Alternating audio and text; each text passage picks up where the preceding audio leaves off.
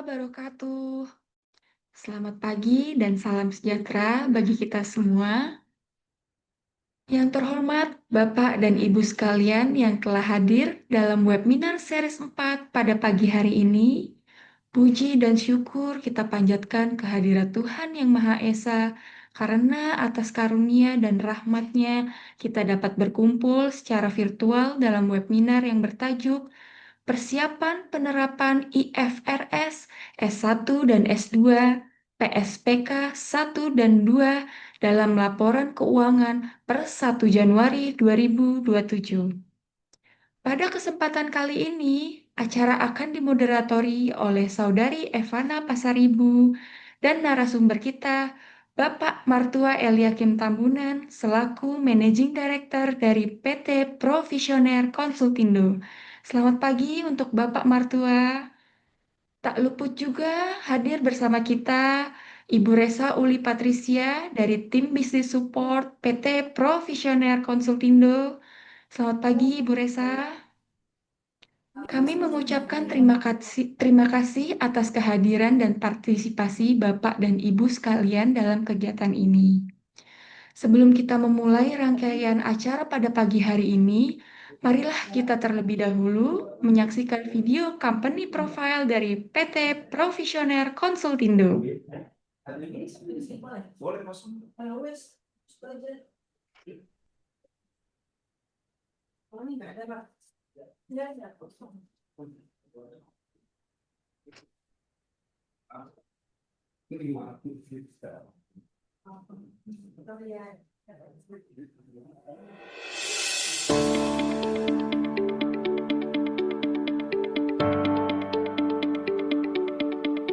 Provisioner Consultindo integrates tax, transfer pricing, ESG, and knowledge publishing for sustainable corporate growth. Our services: 1. Transfer pricing service. Our transfer pricing services include business model planning and restructuring for compliance, preparation of master file, local file, and country-by-country reports, CBCR, as well as assistance with transfer pricing audits, disputes, and advanced pricing agreements, APA. 2. Tax services. Our tax services include corporate and individual tax compliance, tax advisory, audit and litigation support, as well as specialized services such as payroll outsourcing and assistance with tax facility applications. 3. Sustainability and ESG services. Our sustainability and ESG services include sustainability reporting aligned with global standards, GHG emission calculation and reduction strategies, ESG framework and roadmap development, independent sustainability assurance, and advisory to improve ESG ratings through gap analysis and action planning. 4. Research, advisory, and publication. We establish scientific provisioner journal and research, advisory and publication services that include publication planning, submission, and editorial support, as well as publication positioning, printing, and distribution. We believe that the essential key to success in becoming one of the most reputable, reliable, and leading tax consultant firm in Indonesia is in providing high-quality and unified outcomes between financial and tax advisory services. Mission: provide favorable and reliable solutions of clients' financial and taxation matters. Furnish our resources with a variety of financial and taxation expertise as high-caliber advisors. Build solid networks and good relationships within our colleagues, other financial organizations, and government institutions. Our core value: trust, tenacity, reliable, understanding, strategy, technical excellence. We built our vision on a culture of ethics and values, becoming Provisioners, guided by trust, tenacity, reliability, understanding, strategy, technical excellence. We persevere to find the best solutions, deliver on our promises, understand every challenge, plan for the future, and ensure precision. Trust is how we work, support each other, and create solutions you can rely on. Our experts. Mr. Handy Kernawan as Commissioner. Mr. Marchua Eliakim Tambunan as Managing Director. Mr. Ricky Adawidjaya as Manager. Mrs. Ditha Fortune Nadilla as Associate Manager. Mrs. Opiyuna Purnamasari as Associate Manager. We are a member of ITR World and have been officially recognized and entrusted by International Tax Review (ITR) from United Kingdom UK as a recommended firm, reflecting our dedication to providing outstanding workmanship and the highest standards of professional service.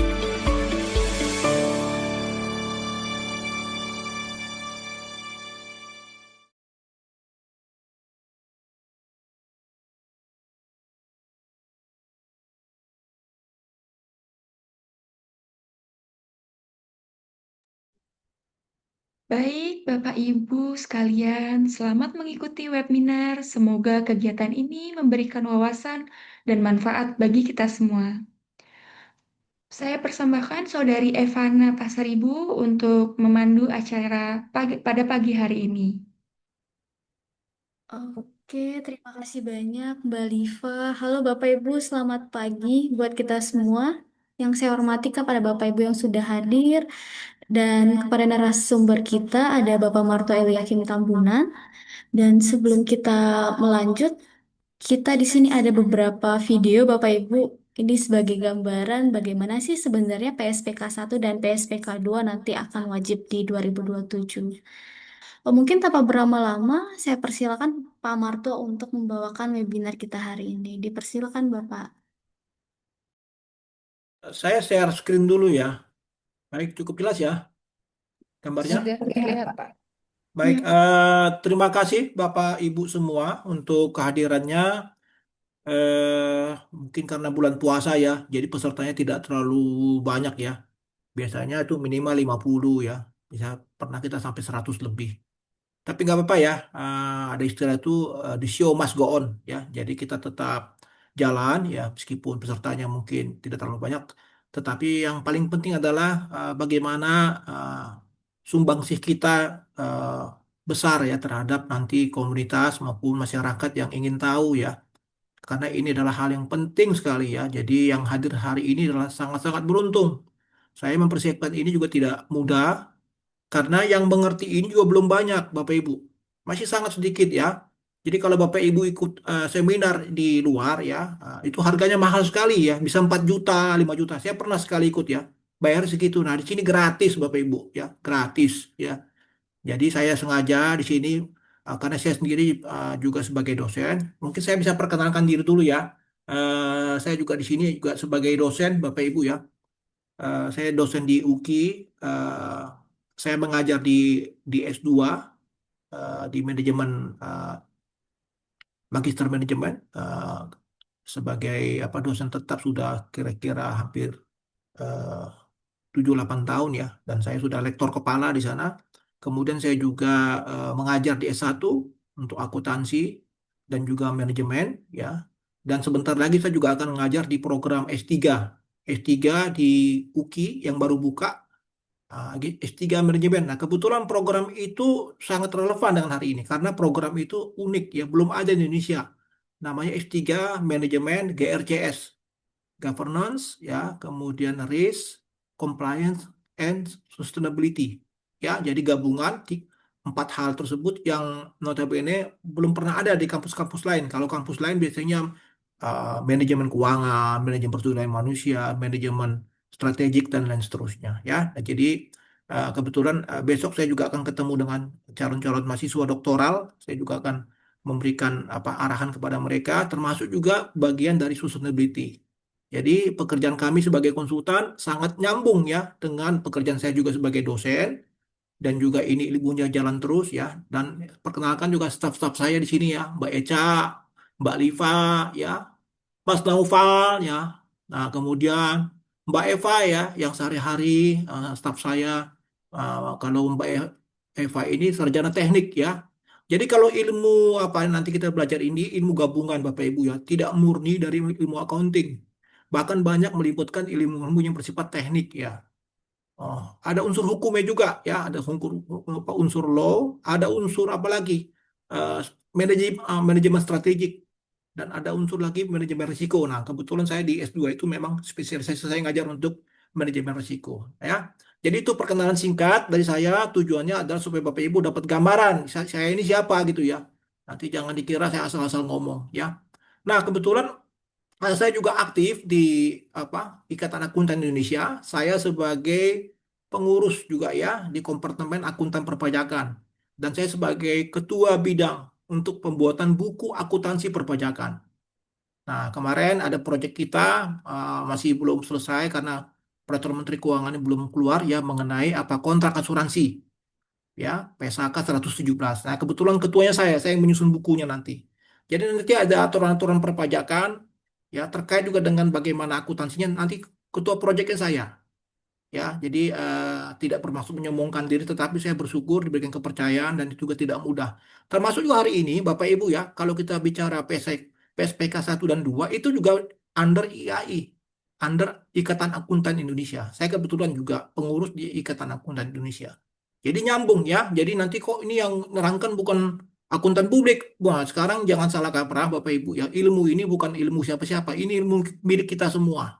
Siapapun bisa belajar ya. Jadi tidak ada maksud apa dibatasin. Ya ini miliknya akuntan, ini miliknya apa orang teknik tidak gitu ya. Oke, itu perkenalan singkat Bapak Ibu ya karena saya tahu Bapak Ibu di sini dari latar belakang yang berbeda-beda. Jadi jangan takut untuk belajar sesuatu yang baru. Ya, itu jawab pesan saya ya. Kita semangat di sini, nanti kita akan buka sesi tanya jawab. Jadi agendanya ya nanti saya akan terangkan dulu apa sih yang dimaksud dengan PSPK 1 ya, kemudian kita break apa yang dimaksud dengan PSPK 2, kemudian kita break, baru berikutnya kita belajar nanti bagaimana persiapan penerapannya. Karena kalau kita langsung persiapan penerapannya kita terangkan di sini Bapak Ibu nggak ngerti apa itu PSPK 1 2 itu nanti malah bingung ya karena ini juga banyak juga yang belum ngerti ya. Ya karena emang masih baru dan nanti baru diterapkan 1 Januari 2027 ya. Oke, untuk mempersingkat waktu saya langsung aja Bapak Ibu ya. Ini tadi udah ya Mbak Eva ya. Nggak usah saya ulang-ulang lagi ya. Jadi Yes, sudah Pak. ya saya ini kebetulan Managing Director di PT Professional Consultido ya. Jadi selain saya menangani sebagai ahli transfer pricing ya juga tax karena saya juga background saya 23 tahun saya di kantor pajak ya. Saya sangat menguasai juga perpajakan, mau perpajakan yang sifatnya domestik, internasional saya sangat menguasai. Kemudian juga saya sekarang sedang mendalami lagi ya ilmu yang betul-betul menarik yaitu mengenai sustainability. Semua nyambung ya, nanti pada akhirnya juga nanti akan timbul carbon tax dan lain sebagainya ya. Itu sangat-sangat relevan ya dengan keilmuan yang kita pelajari. Nah, sementara ini memang tim kami belum banyak ya, baru 2 orang, saya sama Mbak Eva. Tetapi bukan berarti kami berdua nggak mampu ya menyelesaikan banyak pekerjaan ya. Kami mempunyai kualitas yang bisa diandalkan dan uh, Mbak Eva juga kemarin baru menyelesaikan juga sertifikasi untuk penghitungan karbon ya, sertifikasi yang resmi ya secara internasional. Jadi nanti kalau ada yang butuh untuk scope 1, 2, 3 boleh hubungin kami ya. Oke, nah kita lanjut sekarang. Nah, eh, kita coba bicara sekarang ini tujuan dulu ya, karena kalau kita belajar sesuatu itu tujuannya apa sih? Nah, tujuan ini adalah terus terang, ini kalau kita belajar ke belakang ya, sejarahnya eh, IFRS ini hanya ngurusin mengenai laporan keuangan. Sementara untuk aspek-aspek terkait dengan lingkungan atau sustainability, ya itu udah ada apa organisasi ya yang menggawangi tersebut. Ya, yang kita kenal mungkin Bapak Ibu sering menggunakan GRI ya. Kemudian ada lagi TCFD, ada SISB dan lain sebagainya. Nah, kemudian semangat dari apa ini eh, PSPK ini adalah mengadopsi dari apa yang sudah ada digariskan oleh kesepakatan nasional yang kita kenal sebagai Paris Agreement di tahun 2015 ya. Nah, di tahun 2015 itu Bapak Ibu ya, ada semangat bahwa dunia ini udah makin babak belur. Karena masalah aspek iklim itu bukan masalah main-main lagi Bapak Ibu. Sangat-sangat betul-betul luar biasa ya. Apalagi sekarang tambah perang lagi ya, udah makin pusing lah ya. Nah, ini betul-betul akan membuat eh, kondisi dunia ini akan banyak berubah. Bahkan nanti cara berbisnis pun akan berubah. Nah, jadi pelan-pelan lah diadopsi ya masalah lingkungan ini menjadi ukuran yang bukan bersifat inside out yang dulu dilakukan oleh CGRI. Artinya dia menggunakan filosofi stakeholder, bagaimana para user ya di luar perusahaan tersebut bisa melihat bahwa adanya apa impact ya. Jadi nanti kita akan mengenal materiality ada dua ya. Nah, ini bicara impact dulu ya. Jadi dampak ya, materialitas dampaknya terhadap luar ya kepada masyarakat dan sebagainya. Nah, kemudian si IFRS ini ya melalui ya ISSB kemudian dia apa bermanuver ya bermanuver supaya tujuan dari laporan keuangan ini tidak hanya semata-mata eh, mengemukakan aspek keuangan tetapi ada juga aspek lingkungan yang bisa diukur dengan keuangan. Itu yang paling penting Bapak Ibu ya. Jadi bukan omon-omon istilahnya. Nah, bukan greenwash. Nah, jadi apa yang diukur nanti adalah bahwa itu adalah dengan filosofi outside in, ya, bukan inside out. Outside in, nah itu ada di PSPK Bapak Ibu ya. Kalau ada yang udah punya bukunya ya, mungkin bisa ya teman-teman coba dikasih tunjuk dulu ke saya. Ah, coba saya ini ada bukunya ya Bapak Ibu ya. Mungkin udah ada yang punya belum ya? Cukup jelas ya. Nah, ini bukunya ada, resmi sudah dikeluarkan oleh IAI ya. Jadi nanti Bapak Ibu kalau ada yang mau baca silahkan ya. Bukunya sudah dijual di apa di IAI juga ya. Nah, itu di situ ada ya. Nah, dengan konsep outside outside itu sehingga segala ukuran-ukuran itu harus bisa dikuantifisir nanti dalam bentuk dampaknya terhadap keuangan. Jadi di sini kita mengukur dengan ilmu manajemen risiko. Kalau kita bicara ISO 31000 ada namanya risiko dan peluang. Ya, kalau peluang itu juga risiko yang positif artinya. Ya, kalau nanti timbul kerugian itu risiko yang negatif. Ya, jadi sesuatu yang belum terjadi Bapak Ibu kalau kita bicara di sini. Nah, ini apa yang kita akan ukur tentu kepada dampak finansialnya yaitu kepada arus kas, akses terhadap pendanaan serta struktur permodalan. Tiga hal tersebut. Terus siapa yang make? Yang make itu nanti ada tiga di sini, yaitu investor, kreditor, dan kreditur lainnya. Ya, jadi cukup unik di sini ya. Jadi siapa yang berkepentingan di sini adalah mostly adalah sebenarnya digerakkan oleh semangat dari pasar modal. Jadi kalau ya, jadi kalau kita bicara aspek pasar modal itu sangat-sangat menentukan kenapa ini menjadi suatu kebutuhan ya bahwa perusahaan-perusahaan tersebut harus menyatakan risiko dan peluang dari perusahaan tersebut terhadap adanya pengaruh lingkungan tentu harus yang terukur. Nah, kemudian apa? Ada juga namanya jangka waktunya.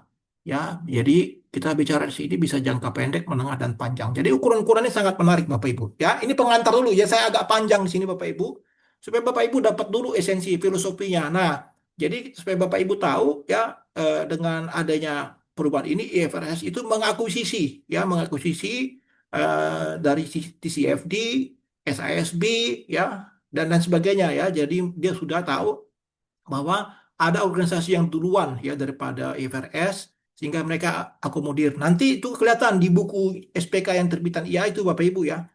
Yang kita lihat nanti bahwa apa yang sudah disampaikan di TCFD maupun di SSB akan dipakai juga di IFRS yang di Indonesia diterjemahkan menjadi PSPK. Ya. Nah, jadi ruang lingkupnya itu kita nanti akan bicara nanti di sini bukan hanya sekedar entitas yang khusus dan non SHK ataupun entitas yang wajib kalau kita di sini di Bursa Efek ya adanya dengan PUJK 51 ya yang harus itu adalah emiten ya kemudian perusahaan-perusahaan lain jasa keuangan dan sebagainya. Nah, dengan adanya PSPK ini menarik Bapak Ibu ya, bisa juga nanti ada entitas yang tidak wajib untuk SAK, dia boleh ya menyusun menggunakan PSPK tersebut ya dengan komitmen opsional ya. Dan kemudian juga bagi perusahaan-perusahaan nirlaba, sektor publik ya boleh bisa juga. Ya, jadi kalau nanti ada apa institusi publik misalnya BUMN, pemerintah ataupun misalnya ada NGO ya yang mau menggunakan PSPK ini boleh ya. Ini menarik ya. Nah, yang penting nanti kita harus ada lihat bahwa ada skopnya. Ya, skopnya itu harus tentu berbasis SPK. Ya. Nah, nanti kita akan bicara juga eksekusi materialitas. Nanti kita akan bahas di belakang. Nah, kalau kita bicara landasan konseptual, itu sebetulnya ada 4 ya yang kita kaji di sini. Pertama adalah mengenai penyajian wajar, kemudian kedua adalah mengenai materialitas, ya. Kemudian kita bicara entitas dan keempat mengenai konektivitas. Saya sampai hafal Bapak Ibu ya, karena saya belajar benar nih. Ya. Nah, jadi kalau kita bicara penyajian wajar, ya itu apa? Itu harus dianggap di sini ada 3 hal yang harus dipenuhi adalah lengkap, netral, dan presisi. Nah, itu harus ditopang dengan prinsip fundamental. Ya, ya dia itu harus relevan dan tepat. Ya, nah yang menarik di sini Bapak Ibu, aspek materialitas adalah menjadi aspek kunci ya bahwa yang disajikan nanti bukan semua ya nggak perlu kalau yang nggak material ya nggak tidak ada impactnya kepada keuangan yang nggak perlu diungkap. Kalau kita bicara SPK ini adalah standar pengungkapan keberlanjutan, P-nya itu pengungkapan, disclosure ya kalau bahasa bahasa Inggrisnya ya untuk ilmu accounting. Jadi kalau dia tidak material dia nggak perlu diungkap. Nah, kemudian juga secara entitas mesti ada konektivitas. Jadi tidak aja diungkap ya kemudian material, cuman harus ada nanti akan mengacu kepada konektivitas sistemik, yaitu ada 4 pilar nanti kita belajar di belakang ya, governance, strategi, risk management, metrics dan target serta laporan keuangan. Nah, nanti juga kita akan belajar bahwa konsep-konsep ini juga harus didukung oleh ada peningkatan mutu, terbanding, terverifikasi, tepat waktu, dan terpaham. Ya, nanti kita belajar lagi di belakang. Nah, ini 4 pilar, ini kunci Bapak Ibu. Ini apa soul-nya, ya jiwa dari eh, kalau kita mau belajar mengenai sustainability, yaitu ada unsur tata kelola, strategi, manajemen risiko, metrik, dan target. Ya, kalau kita bicara tata kelola, kalau bahasa Inggrisnya governance. Ya, jadi kalau kita di sini akan melihat siapa yang melakukan pengelolaan itu sangat penting bagi pihak investor mau tahu ya. Ya, nanti kita akan belajar ya di belakang ya. Ini slide-nya cukup lumayan panjang Bapak Ibu ya. Nanti saya akan tidak terlalu terburu-buru. Nanti di belakang saya akan jelaskan ya kira-kira apa yang nanti konten yang memang relevan dengan sini. Kemudian strategi. Nah, kita bicara strategi juga bukan hanya jangka pendek, menengah dan panjang. Kaitannya dengan apa? Nah, selalu kita ingat kata kuncinya Bapak Ibu ya. Kata kuncinya apa tadi? Risiko dan peluang. Selalu itu terus ya, ada risiko dan peluang. Jadi kita bicara nanti kalau PSPK 1 ini adalah konsep secara umum dulu. Ya, nanti PSPK 2 baru kaitan dengan iklim. Nah, yang ketiga baru manajemen risiko. Nah, manajemen risiko ini tentu kita harus juga identifikasi, kemudian kita set nilai, kemudian kita lakukan dengan evaluasi dan sebagainya ya, mengikuti biasanya ISO 31000 ya. Nah, kemudian metrik dan target. Nah, ini menarik ya. Nah, di sini kita akan bicara justru ukuran-ukurannya, indikator kuantitatif. Jadi bukan omon-omon. Nah, kalau kita bicara GRI Bapak Ibu ya, di situ memang kebanyakan adalah aspeknya kualitatif. Kuantitatif sangat sedikit dan bahkan dia tidak terlalu menghubungkan dengan aspek laporan keuangan. Nanti kalau yang PSPK ini bedanya ya, apa yang kita ungkap di PSPK itu harus juga dibunyikan di PSAK lainnya nanti kita belajar ya. Nah, jadi bukan sekedar ngomong, oh ini ada masalah apa nanti ke depan risiko ya dan peluang gini gini gini. Cuman nggak ada di hitung-hitungannya. Nah ini gunanya ada metrik dan target itu di situ Bapak Ibu. Jadi bukan hanya sekedar omon-omon ya. Jadi ada ukuran-ukuran jelas ya kondisi saat ini maupun target yang akan dicapai di masa mendatang. Nah kemudian kalau kita bicara persyaratan umum pengungkapan ya di situ nanti kita bicara juga ada prinsip simultanitas. Artinya apa? Nanti kita bicara tahun 2027 nanti ya, kita akan melihat bahwa ada perubahan yang signifikan cara berpikirnya. Ya, kalau dulu kita bicara laporan sustainability bisa kita pisah-pisah, sekarang harus simultan ya. Ya, bahkan di konteks Indonesia itu harus juga berbarengan ya dengan laporan tahunan atau annual reportnya. Nah, ini yang paling penting ya. Nah, posisinya di mana? Nanti kita juga tahu bahwa secara spesifik belum ada aturan OJK yang mengeluarkan ini ya. Jadi kita masih pakai aturan yang lama PUJK 51 ya. Nah, kemudian ada juga hierarki rujukan. Jadi nanti karena si IVRS sudah mengakuisisi ya, sudah mengakuisisi SISB maupun CDSB, di mana CDSB itu sebelumnya mengakuisisi ya dari TCFD. Ini saling apa nih? Saling telan-telanan semua ya. Nah, akhirnya si siapa ini IVRS ini dia tidak berangkat dari nol ya. Jadi apa-apa yang dikemukakan tadi, contoh yang 4 pilar tadi itu adalah konsepnya TCFD Bapak Ibu ya, dari TCFD dulu asal muasalnya. Nah, kemudian informasi itu komparatif ya, artinya bisa eh, diperbandingkan.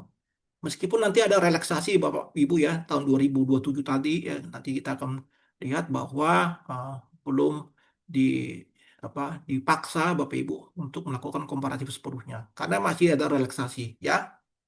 Kemudian ada kepatuhan total juga terhadap entitas ya, terhadap seluruh persyaratan ya yang diminta oleh nanti mungkin otoritasnya ya. Nah, dalam konteks nanti Bapak Ibu menyampaikan eh, PSPK 1, PSPK 2 ya, itu pasti nanti akan ada adjustment ya. Jadi semacam akuntan ya, akuntan juga punya adjustment juga ya. Tetapi di sini konteksnya adalah entitas yang saat menyusun tersebut harus mempertimbangkan pertimbangan-pertimbangan manajerial ya, eh, terkait juga dengan identifikasi risikonya, pemilihan sumber panduan ya. Kalau kita sumber panduan itu PSPK ini sebetulnya banyak merujuknya nanti Bapak Ibu ya. Nanti misalnya untuk pengungkapan yang material tuh dari mana? Nah, itu dari SISB ya. Belum ada PRS itu. Jadi PRS itu pinter dia. Jadi udah ambil dulu SSB. Nanti kalau mau tahu nih apa yang saya ungkap nih, industri saya apa, nah tinggal buka ya. Ada website itu Bapak Ibu SSB ya. Kemudian penentuan ambang batas informasi ya. Kemudian penilaian ulang ruang lingkup pada rantai nilai. Nah, rantai nilai ini akan nanti berhubungan dengan skop 3 ya. Nah, kemudian ada ketidakpastian pengukuran atau uncertainty ya. Itu juga kita bicara sumber dasar ketidakpastian, asumsi fundamental, sensitivitas variabel dan spektrum rentang atau potensial. Jadi ini ilmu-ilmu statistik jalan juga nih Bapak Ibu. Nah, ini yang menarik Bapak Ibu ya. Kita juga bisa melakukan retrospeksi kesalahan. Jadi misalnya ada kesalahan masa lalu, bisa juga dilakukan dari statement. Misalnya ada kesalahan metrik dan lain sebagainya, bisa ya di statement. Bagaimana mekanismenya? Nah, itu belum ada juga. Saya lihat ya, saya udah baca-baca bukunya di SPK ini. Tidak dibuat secara detail. Jadi ini seperti kayak pekerjaan akuntan publik nanti ya. Jadi kalau nanti Bapak Ibu di tahun 2029, 2030, oh ada yang salah nih metriknya, bisa dilakukan restatement. Itu dengan alasan jelas ya. Ini juga itu ada berkaitan dengan klausa kritis juga. Oke, kita lanjut Bapak Ibu. Nah, ini yang menarik Bapak Ibu ya. Nanti kalau kita belajar eh, PSPK ini, Bapak Ibu akan bertemu dengan istilah-istilah baru ya, yang mungkin ada yang sudah tahu, ada yang belum tahu ya. Nah, hal satunya adalah mengenai analisis skenario ya. Ini menarik Bapak Ibu. Saya sudah sampaikan di awal ya bahwa ada sejarah mengenai Paris Agreement tahun eh, 2015 ya. Saya buka dulu muka saya kali ya. Bosan juga ngeliat layar terus nih. Mau lihat muka Bapak Ibu dulu. Nah, di situ ceritanya Bapak Ibu ya. Eh, sudah ada skenario ke depan bahwa suhu bumi ini jangan sampai meningkat di atas 1,5 derajat Celcius ya. Dibandingkan dengan pada saat sebelum masa revolusi industri. Jadi kalau revolusi industri itu kita bicara tahun 1850 sampai tahun 1900. Ya, kenapa mereka buat skenario begitu? Jadi yang paling ekstrim adalah sampai dengan 2 derajat, Bapak Ibu. Kalau suhu bumi sampai 2 derajat itu udah kiamat sebenarnya. ya sudah kiamat Bapak Ibu, ya terumbu karang sudah hancur semua. Sekarang pun udah mulai terasa Bapak Ibu ya, Bapak Ibu bisa lihat ya, banjir di mana-mana, kemudian suhu permukaan laut meningkat ya. Nanti kita akan bicara nanti juga ada resiko ya, resiko fisik. Nah, yang menarik Bapak Ibu, 1,5%, 1,5 derajat itu, ya bahkan sekarang ini ya, saya udah baca literatur juga ya, udah sampai ke 1,3 derajat sebetulnya, atau 1,2. Jadi spare kita sebenarnya tinggal 0,3 Bapak Ibu. Ini menurut saya udah sangat mencemaskan kalau memang itu betul ya secara teori mereka sudah hitung, karena itu nggak sembarangan ngomong. Nah, impact-nya apa sekarang? Nah, jadi perusahaan-perusahaan juga sudah sekarang banyak melihat bahwa dengan ada perubahan iklim ini ya, banyak misalnya kayak perusahaan pertambangan, perusahaan perkebunan, ya, bahkan bank, ya, perusahaan yang nggak ada hubungan-hubungan gitu, akan juga lebih concern misalnya memberikan pinjaman ya kepada nasabah-nasabah yang memang peduli dengan lingkungan dan lain sebagainya. Jadi ada keinginan bahwa ini kenaikan suhu ini harus ditahan nih, ya, tinggal 0, sekian ini mesti ditahan. Kalau nggak jebol. Ya kalau sampai 2 derajat udah kiamat Bapak Ibu. Nah saya nggak tahu ya, kayaknya sekarang juga dengan situasi ekonomi yang lagi sulit ya, em, semangat dari supaya dekarbonisasi itu menjadi agak menurun. Karena kenapa? Karena biaya untuk energi yang masih dianggap sangat murah itu ya masih tetap batu bara gitu ya. Jadi kalau kita bicara renewable energy, investasi sangat besar, minyak juga harga sangat tinggi ya. Apalagi sekarang Bapak Ibu ya, naik terus harga minyak. Sebentar lagi kita berharap ya jangan sampai jebol nih apa nih dari pemerintah untuk mensubsidi ya karena itu ratusan triliun setahun Bapak Ibu. Nah ini juga dalam konteks kita kembali lagi Bapak Ibu ya ceritanya ini supaya Bapak Ibu tahu utuh ya. Ini sangat menarik ilmunya Bapak Ibu ya. Jadi memang kita bicara ini bukan bicara itu lagi bicara hidup mati Bapak Ibu ya. Bicara hidup mati ini nggak main-main ya. Jadi eh analisis skenario ini juga akan membuat perusahaan tersebut kembali kepada konsep risiko dan peluang. Jadi dia harus membuat misalnya kenaikan suhu bumi dengan sampai sekian, apa yang harus dia buat? Ya, tidak selalu berupa risiko Bapak Ibu ya, yang sifatnya negatif. Bisa akan timbul peluang juga, misalnya ya perusahaan-perusahaan tersebut yang tadinya energinya pakai energi kotor, batu bara, dia akan pindah ke perusahaan yang renewable energy. Ada masa transisi yang dilakukan. Nah, itu juga menarik ya. Kemudian kalau dia misalnya masih belum melakukan itu, tentu minimal dia melakukan efisiensi apa. Ada perubahan-perubahan apa behavior dari perusahaan tersebut yang mencoba untuk meminimalisir efek dari karbon tersebut. Ya, itu ini kan akan kita bicara panjang lebar nanti di belakangnya. Kemudian ada entitas pelapor, Bapak Ibu ya. Jadi dia juga akan bicara secara sukarela untuk merilis informasi tersebut untuk tujuan umum. Nah, informasi material juga sudah disampaikan di awal bahwa itu harus informasi yang mempengaruhi keputusan pengguna utama. Pengguna tadi siapa? Ada 3, investor, kreditur maupun kreditur lainnya. Ya, jadi di sini nggak dibilang pemerintah. Ya, oh, jelas-jelas mereka itu ya. Jadi yang berkepentingan kepada perusahaan. Jadi sebetulnya lebih ke arah ke pasar modal nih ya sebetulnya SPK ini ya. Kemudian laporan keuangan bertujuan umum juga ya tentu harus mensinergikan laporan keuangan dengan pengungkapan keterkaitan berlanjutan. Nah, ini yang penting nanti Bu, Bapak Ibu ya. Ini yang masih banyak yang gagap di sini. Karena menganggap bahwa IFRS S1 S2 sama mirip dengan GRI. Padahal itu dua hal yang berbeda Bapak Ibu. Ya, nanti di sini orang-orang yang ahli lingkungan harus ngerti accounting. Orang-orang accounting harus ngerti juga lingkungan. Nah, itu. Ya, jadi dua-duanya harus begitu. Ya. Nah, pengguna utama tadi sudah jelas ya.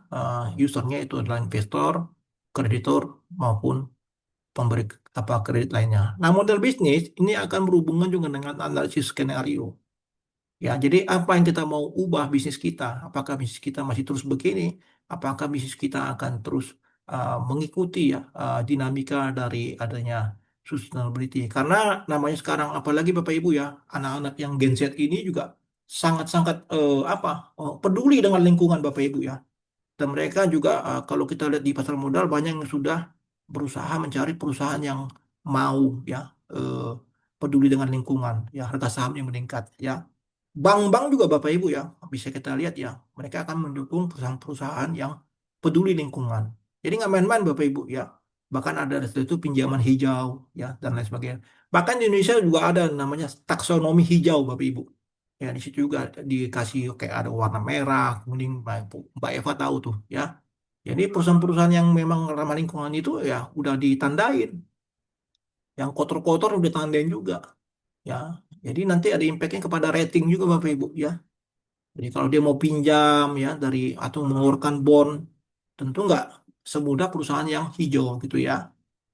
Gitu Bapak Ibu ya. Jadi ini apa komprehensif kita bahas di sini ya. Eh, saya lanjut lagi Bapak Ibu. Oke, oke, next. Nah kemudian, oh ya Bapak Ibu sebelum jauh ya, ini presentasi saya mengikuti struktur dari bukunya ya. Jadi Bapak Ibu sekarang ini belajar dari buku nih. Jadi sengaja saya bikin sistematis sesuai dengan buku. Kenapa ada kok ada lampiran A, lampiran B ya? Di bukunya emang begini begitu. Jadi Bapak Ibu udah enak nih ya, tinggal duduk dengar ya. Nanti kalau lihat di YouTube ya, bisa belajar juga ya. Mudah-mudahan nih jadi banyak yang belajar dari saya juga ya. Nanti tuh kali buka aja YouTube ya, nanti kita share ya di YouTube. Nah, berikutnya lagi adalah panduan penerapan Bapak Ibu ya. Jadi ini adalah landasan praktis ya atau application guidance-nya. Ya, tentu kita akan berusaha petakan dulu ya dan validasi informasi. Nah, ini istilahnya kita akan lakukan dulu identifikasinya ya, risiko peluang terutama. Jadi dua hal itu ya.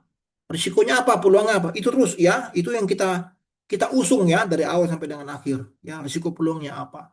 Kemudian kita bicara juga mengenai aspek materialitas. Pak, ukuran materialitas berapa, Pak? Nah, saya juga udah lakukan riset nih, nggak ada ya. Misalnya 5% dari omset, berapa persen. Ini juga adjustment juga Bapak Ibu. Ya, jadi nggak ada misalnya eh, se- 10% dari EBIT gitu ya, nggak ada ya. Nah, tapi artinya martilis itu tentu ada kewajaran ya yang dipakai secara profesional ya. Nah, kemudian ada lagi kepatuhan hukum dan sensitivitas. Nah, ini juga penting Bapak Ibu ya. Jadi setiap industri itu mempunyai aturan-aturan yang berbeda-beda ya. Contoh industri pertambangan, industri perkebunan, beda-beda. Bank juga beda. Ya, itu harus kita patuh dulu ya. Kita bicara corporate governance. Ya, kemudian yang terakhir ada teknis pelaporan dan siklus waktu. Nah, ini juga penting Bapak Ibu ya. Jadi kita untuk pelaporan itu bisa melakukan cross referring. Apa artinya? Pada saat nanti kita bikin PSPK itu kita bisa merefer kepada laporan keuangan yang sudah ada. Laporan keuangan ada pun bisa juga merefer kepada SPK juga. Jadi namanya bilang cross reference. Ini menarik nih Bapak Ibu ya. Jadi dia nanti laporan PSPK itu tidak berdiri sendiri. Ya, dia sudah menjadi bagian dari laporan keuangan secara utuh. Nah, kemudian sumber panduan. Nah, ini juga menarik Bapak Ibu. Ya, kalau tadi kita bicara outside in dan inside out ya. Nah, ini yang menarik ya. Nah, ada banyak standar ya mengenai panduan di dunia ini terkait juga dengan apa sustainability maupun ESG. Ya, jadi pemain-pemain besarnya yaitu yang udah pemain lama itu JRI Bapak Ibu ya. Nah, ya kalau JRI itu kita bicara materiality-nya ya artinya secara impact aja ya. Eh, Kemudian kalau kita bicara finansial, itu kita bicara materiality secara finansial, itu kita bicara IFRS, PSPK yang kita pelajari. Ada juga yang double materiality, Bapak Ibu. Ya, European Sustainability Reporting Standard itu dua-duanya dipakai. Ya, mau impact maupun yang sifatnya finansial. Nah, ada lagi juga yang di Amerika, Bapak Ibu ya, itu yang SEC ya. Kalau kita bicara OJK di sana namanya Security Exchange ya di Amerika. Mereka juga punya sendiri ya. Nah, yang menarik di sini ya si SPK ini ya maupun FRS mengakui juga ya keberadaan dari eh, panduan-panduan yang sudah ada dan mereka juga mengakui ada keterbatasan mereka.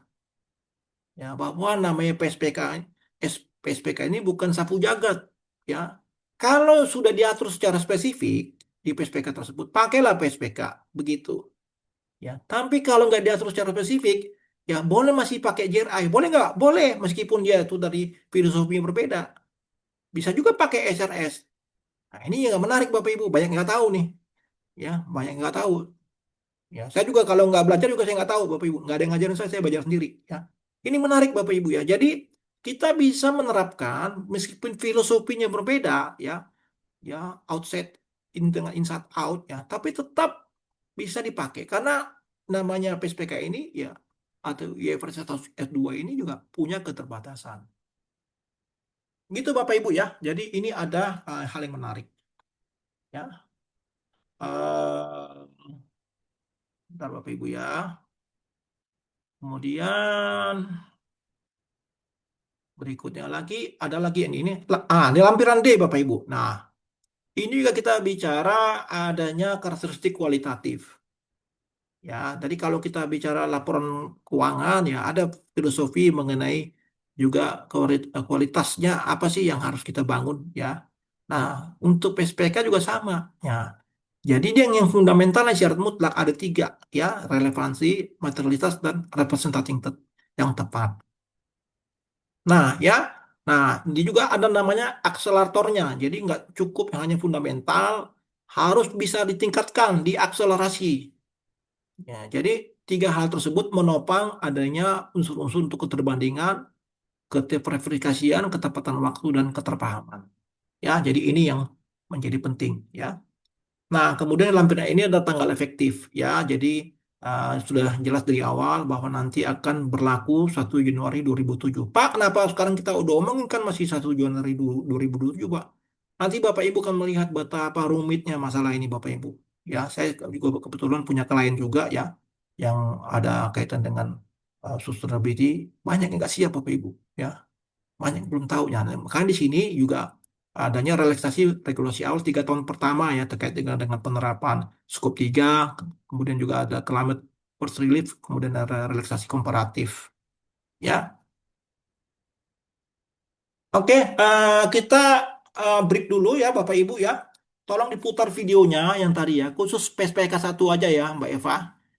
Yang PSPK 2 jangan dulu tahan dulu ya. Jadi apa yang saya sampaikan ini ya, kita coba dengar dulu sekalian relax ya. Ini juga video baru saya buat ini ya. Silakan. Wah, mantap banget Pak Martua. Bapak Ibu di sini ada video. Ayo kita lihat bersama.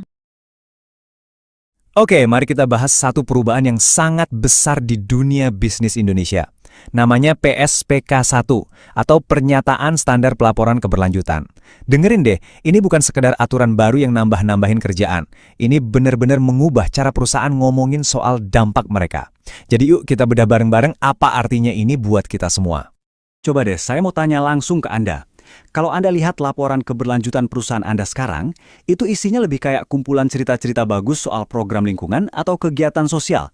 Atau laporan itu udah jadi alat yang benar-benar dipakai buat ngambil keputusan ekonomi penting. Nah, PSPK 1 ini hadir untuk memastikan jawabannya harus yang kedua.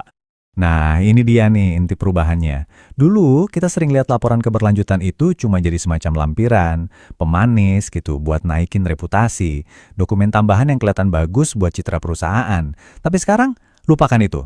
Dengan PSPK 1, laporan ini jadi bagian inti dari arsitektur pengambilan keputusan ekonomi. Kenapa? Simple. Karena investor dan pemberi pinjaman sekarang nuntut itu. Pergeserannya, wah ini fundamental banget. Yep, dan standar yang jadi motor penggerak era baru ini adalah PSPK 1. Standar ini jadi payung hukum baru yang mengharuskan perusahaan untuk belak-belakan soal risiko dan peluang terkait keberlanjutan. Tapi bukan sembarang risiko ya, hanya yang benar-benar bisa mempengaruhi masa depan perusahaan. Kutipan ini, wah kena banget sih intinya. Fokusnya itu geser total, bukan lagi sekedar bercerita soal ESG, tapi lebih ke gimana isu-isu keberlanjutan ini bisa ngaruh ke arus kas, ke akses pendanaan dan ke modal perusahaan Anda, baik itu jangka pendek, menengah, maupun panjang. Ini soal prospek ekonomi, bukan lagi cuma soal pencitraan. Jadi, kata kuncinya ada di sini nih, di konsep materialitas finansial. Dengerin baik-baik ya. PSPK 1 itu nggak minta Anda buat laporin semua hal tentang keberlanjutan. Justru sebaliknya, standar ini menuntut kita untuk memilih dengan sangat tajam. Anda cuma perlu laporin isu-isu yang kalau misalnya nggak dilaporin atau salah laporin, itu bisa bikin investor atau kreditur berubah pikiran. Jadi ini bukan soal bikin laporan makin tebal, tapi soal informasi yang makin tajam dan relevan. Terus, gimana cara menyusun laporannya? Nah, PSPK 1 ini dibangun di atas 4 pilar inti. Ini kayak kerangkanya gitu. Yuk kita lihat satu persatu. Pilar pertama, tata kelola. Di sini perusahaan dituntut buat transparan. Siapa sih yang bertanggung jawab buat ngawasin isu keberlanjutan di level dewan direksi? Gimana kita bisa yakin mereka kompeten? Dan yang paling penting, gimana isu ini nyambung ke strategi, keputusan-keputusan besar, bahkan sampai ke bonus para eksekutif? Semuanya harus dijelasin, biar kelihatan jelas siapa yang pegang kendali. Lanjut ke pilar kedua, strategi. Nah, di bagian ini nih kayaknya banyak perusahaan bakal sedikit keringatan. Anda harus bisa jelasin gimana resiko dan peluang keberlanjutan yang material tadi ngaruh ke model bisnis, ke rantai pasok, dan tentu saja ke laporan keuangan, baik yang sekarang maupun proyeksi ke depan. Standar ini memaksa adanya jembatan yang nyata antara isu keberlanjutan dan perencanaan keuangan. Pilar ketiga, manajemen risiko. Nggak cukup lo cuma bilang, kami sadar kok akan risiko iklim. Anda harus bisa jelasin prosesnya gimana. Gimana cara Anda mengidentifikasi risiko itu, menilainya, mana yang jadi prioritas, dan gimana cara memantaunya. Dan yang paling krusial, gimana proses ini nyambung sama manajemen risiko perusahaan secara keseluruhan. Dan pilar keempat, ini favorit saya, metrik dan target. Ini adalah akhir dari zaman laporan yang isinya cuma slogan-slogan dan janji manis. PSPK 1 ini minta angka. Metrik apa yang Anda pakai, cara ngitungnya gimana, targetnya apa, baseline-nya berapa, dan sekarang udah sampai mana progresnya. Semuanya harus bisa diukur, harus jelas. Nah, yang benar-benar bikin standar ini kuat adalah semua pilar tadi harus nyambung satu sama lain. Mari kita lihat gimana PSPK 1 memastikan data yang disajikan itu benar-benar berintegritas. Coba deh lihat tabel ini. Standar ini nuntut supaya data, asumsi, mata uang, dan entitas pelapor yang ada di laporan keberlanjutan itu harus konsisten sama laporan keuangan. Ini bukan soal kosmetik, ini soal integritas. Gampangnya gini deh, kan nggak mungkin kita pakai dua kurs mata uang yang beda dalam satu laporan keuangan kan? Aneh kan? Nah, prinsip yang sama berlaku di sini. Semuanya harus jadi satu kesatuan yang utuh. Oke, jadi kapan semua ini bakal mulai berlaku? Terus apa aja yang perlu kita siapin? Yuk kita intip lini masanya. Tandain kalender Anda besar-besar. Tanggal efektif PSPK 1 adalah untuk tahun buku yang dimulai pada atau setelah 1 Januari 2027. Kelihatannya masih lama, tapi waktu buat persiapan itu ya sekarang. Ini dia lini masa simpelnya. Tahun 2026 itu jadi tahun kunci buat persiapan. Terus pas 1 Januari 2027, standar ini resmi berlaku. Tapi ada kabar baik nih, ada keringanan di masa transisi yang penting banget. Di tahun pertama penerapan, perusahaan nggak wajib nyajiin data pembanding dari tahun sebelumnya. Jadi ada sedikit ruang buat bernafas dan adaptasi. Jadi, apa yang harus Anda lakukan sekarang? Selama tahun 2026 ini, ada 5 langkah persiapan yang krusial banget. Pertama, lakukan pemetaan. Cari tahu isu keberlanjutan mana yang benar-benar material secara finansial buat perusahaan Anda. Kedua, tentukan siapa pemiliknya di level tata kelola. Siapa yang bertanggung jawab? Ketiga, langsung integrasikan temuan ini ke proses manajemen risiko dan perencanaan keuangan yang sudah ada. Keempat, perkuat sistem pengumpulan data dan metrik. Pastikan akurat dan bisa diandalkan. Dan yang kelima, rancang proses pelaporannya biar sinkron sama siklus laporan tahunan Anda. Sebagai penutup, saya mau tinggalin Anda dengan satu pertanyaan ini. Dengan adanya PSPK 1, laporan keuangan dan laporan keberlanjutan itu udah nggak bisa lagi hidup di dunianya masing-masing. Keduanya harus jadi satu cerita yang nyambung, yang koheren, tentang nilai, dan masa depan perusahaan. Pertanyaannya, siapkah laporan tahunan perusahaan Anda untuk menjadi satu kesatuan yang utuh? Oke, ya menarik ya.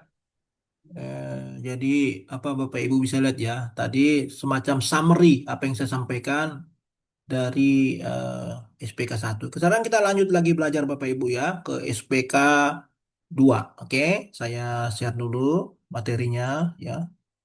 Mungkin kita akan sedikit lebih cepat Bapak Ibu ya karena keterbatasan waktu ya, supaya nanti ada ruang juga untuk tanya jawab ya Bapak Ibu. Udah kelihatan ya? Ya, sudah, Tes? sudah Udah ya? Oke, kita lanjut sekarang PSPK 2. Nah, tadi kalau kita bicara PSPK 1, kita bicara standar pengungkapan keberlanjutan secara umum, ya, secara general. Nah, sekarang kita bicara yang standar pengungkapan keberlanjutan untuk iklim. Nah, ya, nanti akan ada lagi dong Pak, nanti IFRS apa IFRS S2, habis ini S3 ya, itu ada ya. Isu-isunya nanti S3 tuh biodiversity ya. Dia ngikutin CBSD juga ada ya itu ya. Jadi udah ada ini ya apa jalan-jalannya nanti ke depan ya. Nah, kita fokus dulu ke iklim karena ini penting iklim nih ya, Bapak Ibu ya. Nah, jadi kita bicara fokus pengungkapan PSPK 2 ini adalah tentu harus juga mengacu kepada yang PSPK 1 yang bersifat general ya, yaitu nanti juga akan melihat bagaimana eh, risiko dan peluang. Nah, kata-kata itu kata-kata sakti Bapak Ibu ya.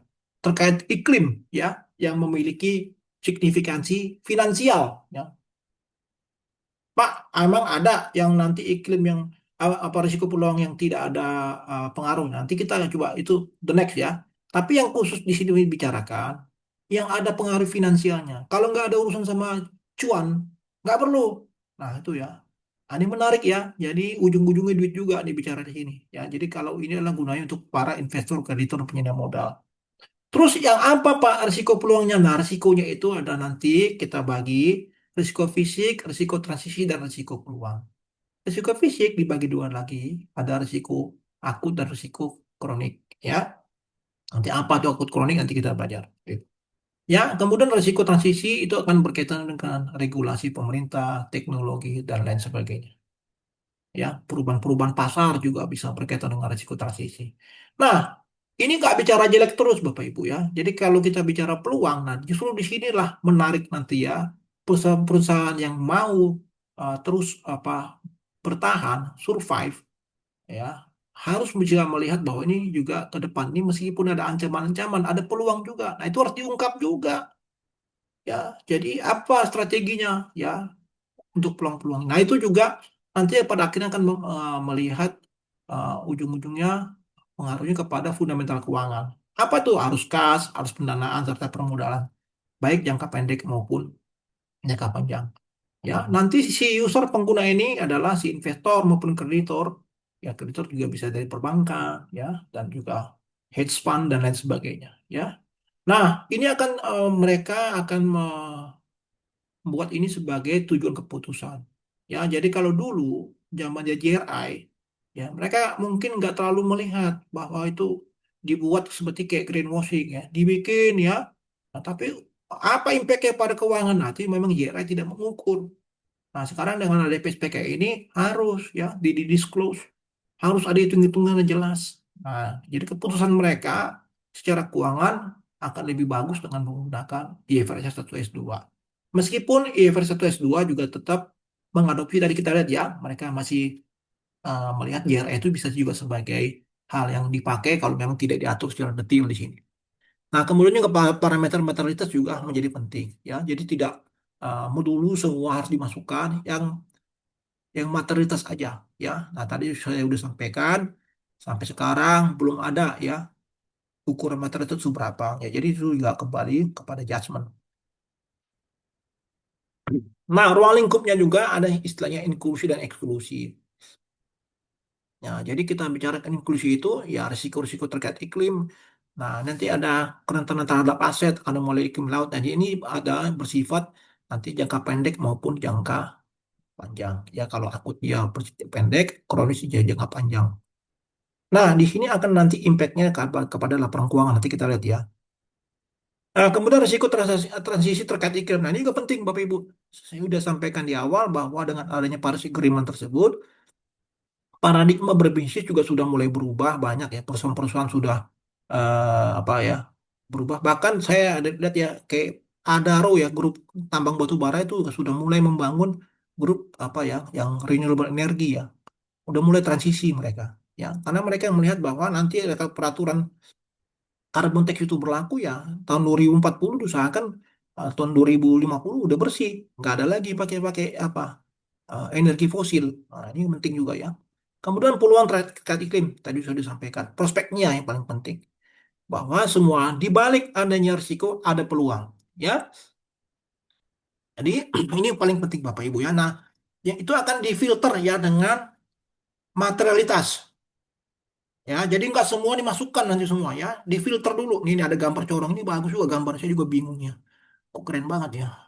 Nah, ini ada filter materialitas ya yang akan menyaring informasi risiko maupun peluang yang mana nanti kita akan masukkan atau kita ungkapkan ya. Nah, empat pilar ini juga sama seperti apa? di PSPK 1 ya, yaitu tata kelola, strategi, manajemen risiko, dan metrik dan target. Jadi sejarahnya nih Bapak Ibu ini dari TCFD Bapak Ibu diambil ya, diadopsi dari situ. Sekarang TCFD-nya udah diakuisisi sama si EWRS ya. Nah, jadi setiap entitas waktu dia mau menjalankan PSPK itu harus berdasarkan 4 pilar ini. Ya, dengan tata kelola ada fokus kepada pengawasan, ya. Dengan strategi ada kita bisa mengkaitkan dengan model bisnisnya, kita mau arahkan kemana nih? Tentu yang sesuai dengan risiko dan peluang iklim, ya. Kemudian risk management juga, ya. Kita juga harus tahu profesionalisasi pemantauannya. Bahkan sampai ke ilmu yang cukup advance, Bapak Ibu ya, enterprise risk management. Nah, kalau Bapak Ibu mungkin ada yang mendalami ini, kalau kita bicara manajemen risiko ya, dulu kita bicara dengan apa tidak terintegrasi. Nah, sekarang sudah harus integrated. Ya, itu kita kenal sebagai enterprise risk management. Saya kebetulan ngajar juga ya untuk mata kuliah ini. Kemudian ada metrik dan target. Nah, ini paling penting. Ini yang membedakan dengan apa eh, mungkin yang kita bicara GRI ya, saya tidak bermaksud menjelekkan GRI ya, tapi di sini perbedaannya bahwa ada pengukuran emisi GRK ya. Jadi diadopsilah yang skop 1, skop 2 dan skop 3 ya. Jadi bahwa ada ukuran-ukuran metriknya dan setiap industri berbeda-beda Bapak Ibu metriknya. Nah, tahunya dari mana nanti? Dari ESASB ya, nanti gitu ya, tinggal kuantifikasinya. Saya bongkar semua nih Bapak Ibu ya, nggak ada yang saya rahasiakan nih ya. Ini beruntung Bapak Ibu, kalau konsultan lain diumpet-umpetin ya, nggak mau kasih tahu ya. Kalau saya nggak, saya buka aja semua ya, supaya semua masyarakat tahu ya. Jadi kita juga berbagi ilmu, tidak pelit ilmu ya. Oke, nah nanti ada istilah-istilah Bapak Ibu yang mungkin ya Bapak Ibu akan apa harus mengerti ya pada saat nanti sudah mulai menyusun di tahun 2027 akan ada istilah misalnya ekivalen CO2 ya. Nah, itu mengenai kita bicara formulasi standarisasi pelaporan ya, tujuannya apa? Untuk mencegah asimetri informasi ya. Jadi eh, ada standarisasi. Jadi kalau kita bicara gas ya, itu saya juga riset ya, ternyata ada 7 jenis gas Bapak Ibu yang dipakai CO2 sebagai metrik universalnya. Oke. Nah, kemudian emisi GRK, gas rumah kaca itu cakupannya ada 1, 2, 3. Ya, itu juga harus jelas. Dan sampai ke 3 itu kita bicara rantai nilai. Nah, ini juga menarik, ada emisi yang dibiayai ya. Ini kaitan dengan perbankan ya. Kalau misalnya dia membiayai ya perusahaan-perusahaan yang tidak ramah lingkungan atau ramah lingkungan, itu harus jelas, ada kuantifikasinya. Ya, kira-kira nanti impact-nya berapa ya kepada nanti mungkin bicara carbon tax dan lain sebagainya. Nah, kemudian mekanisme ekonomi dan transisinya kita bicara transisi terkait iklim, harga karbon internal, kredit karbon. Ya, nah ini saya juga riset juga harga karbon internal itu ternyata menarik ya. Dengan belum berlakunya pajak karbon, nah perusahaan itu boleh membuat valuasi ya. Nah, as if berapa kira-kira pajak karbon kalau misalnya terjadi misalnya kejadian, mereka sudah hitung semua ya bisnisnya. Nah, ini menarik Bapak Ibu ya. Mereka membuat suatu internal pricing. Ya. Nah, profil risiko dan ketahanan itu akan berkaitan juga dengan ya analisis skenario ya, yang tadi saya bilang 1,5 derajat, 2 derajat, dan ada risiko fisik dan transisi.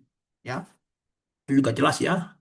Fisik dan transisi itu berkaitan dengan nanti eh, apa yang harus diungkap di laporan keuangan lainnya ya. Di PSAK misalnya kita eh, eh, bicara apa penurunan nilai aset dan lain sebagainya ya. Nah, ini ketahanan iklim. Penting Bapak Ibu ya, kita bicara analisis skenario ya, kita mempunyai basis fundamental dari asesmen kondisi awal sampai dengan kalau Bapak Ibu melihat ini ya, ada lambang perisai ini ya. Ini di ujungnya endingnya ini adalah dia bisa merubah model bisnisnya kalau memang sudah dalam kondisi yang harus ya. Nah, itu harus diakses dulu. Nah, Bapak Ibu sekarang saya lihat yang ikut ini cukup banyak ya. Bisnisnya beda-beda ya. Ada klien-klien saya juga sih lihat di sini, ada juga yang dari luar ya. Nanti tinggal dievaluasi, diakses ya, di kondisi awalnya, dikaitkan juga dengan masalah ketahanan iklim, ya ada di skenario. Kalau ada yang bingung nanti tanya saya ya, kita siap jadi konsultannya ya. Kemudian ada inventarisasi kapasitas ya, jadi di sini kemampuan teknis ya untuk mengakses itu setiap perusahaan berbeda-beda, Bapak Ibu. Ini tuh bukan ilmu yang gampang, Bapak Ibu. Jadi nanti juga ada pendekatan desain analitiknya. Jadi toolsnya nanti akan berbeda-beda. Misalnya untuk bank beda lagi ya. Kemudian untuk misalnya batu bara beda lagi ya. Nah, itu juga penetapan parameter dan eksekusi juga akan menjadi beda-beda juga ya. Nah, yang terakhir kita akan validasi secara kontekstual. Itu diintegrated ya dan kemudian dikalibrasi ya dalam bentuk nanti hasil analisis akhir. Nah, nanti terakhir baru nanti kita assess model bisnisnya. Apakah kita nanti mau transisi bisnis kita kepada yang lebih ramah lingkungan? Ya, artinya perlu proses waktu, jadi nggak bisa langsung apa seperti membalikan tangan. Tetapi itu kalau kita masih mau bertahan, Bapak Ibu ya. Dunia ini udah semakin kompleks, semakin berubah. Siapa yang tidak beradaptasi dengan perubahan, ya tergilas, ya tergilas Bapak Ibu ya. Jadi Bapak Ibu harus bisa beradaptasi dengan perubahan, apalagi dengan perubahan konteksnya iklim ya sekarang ini nggak main-main Bapak Ibu.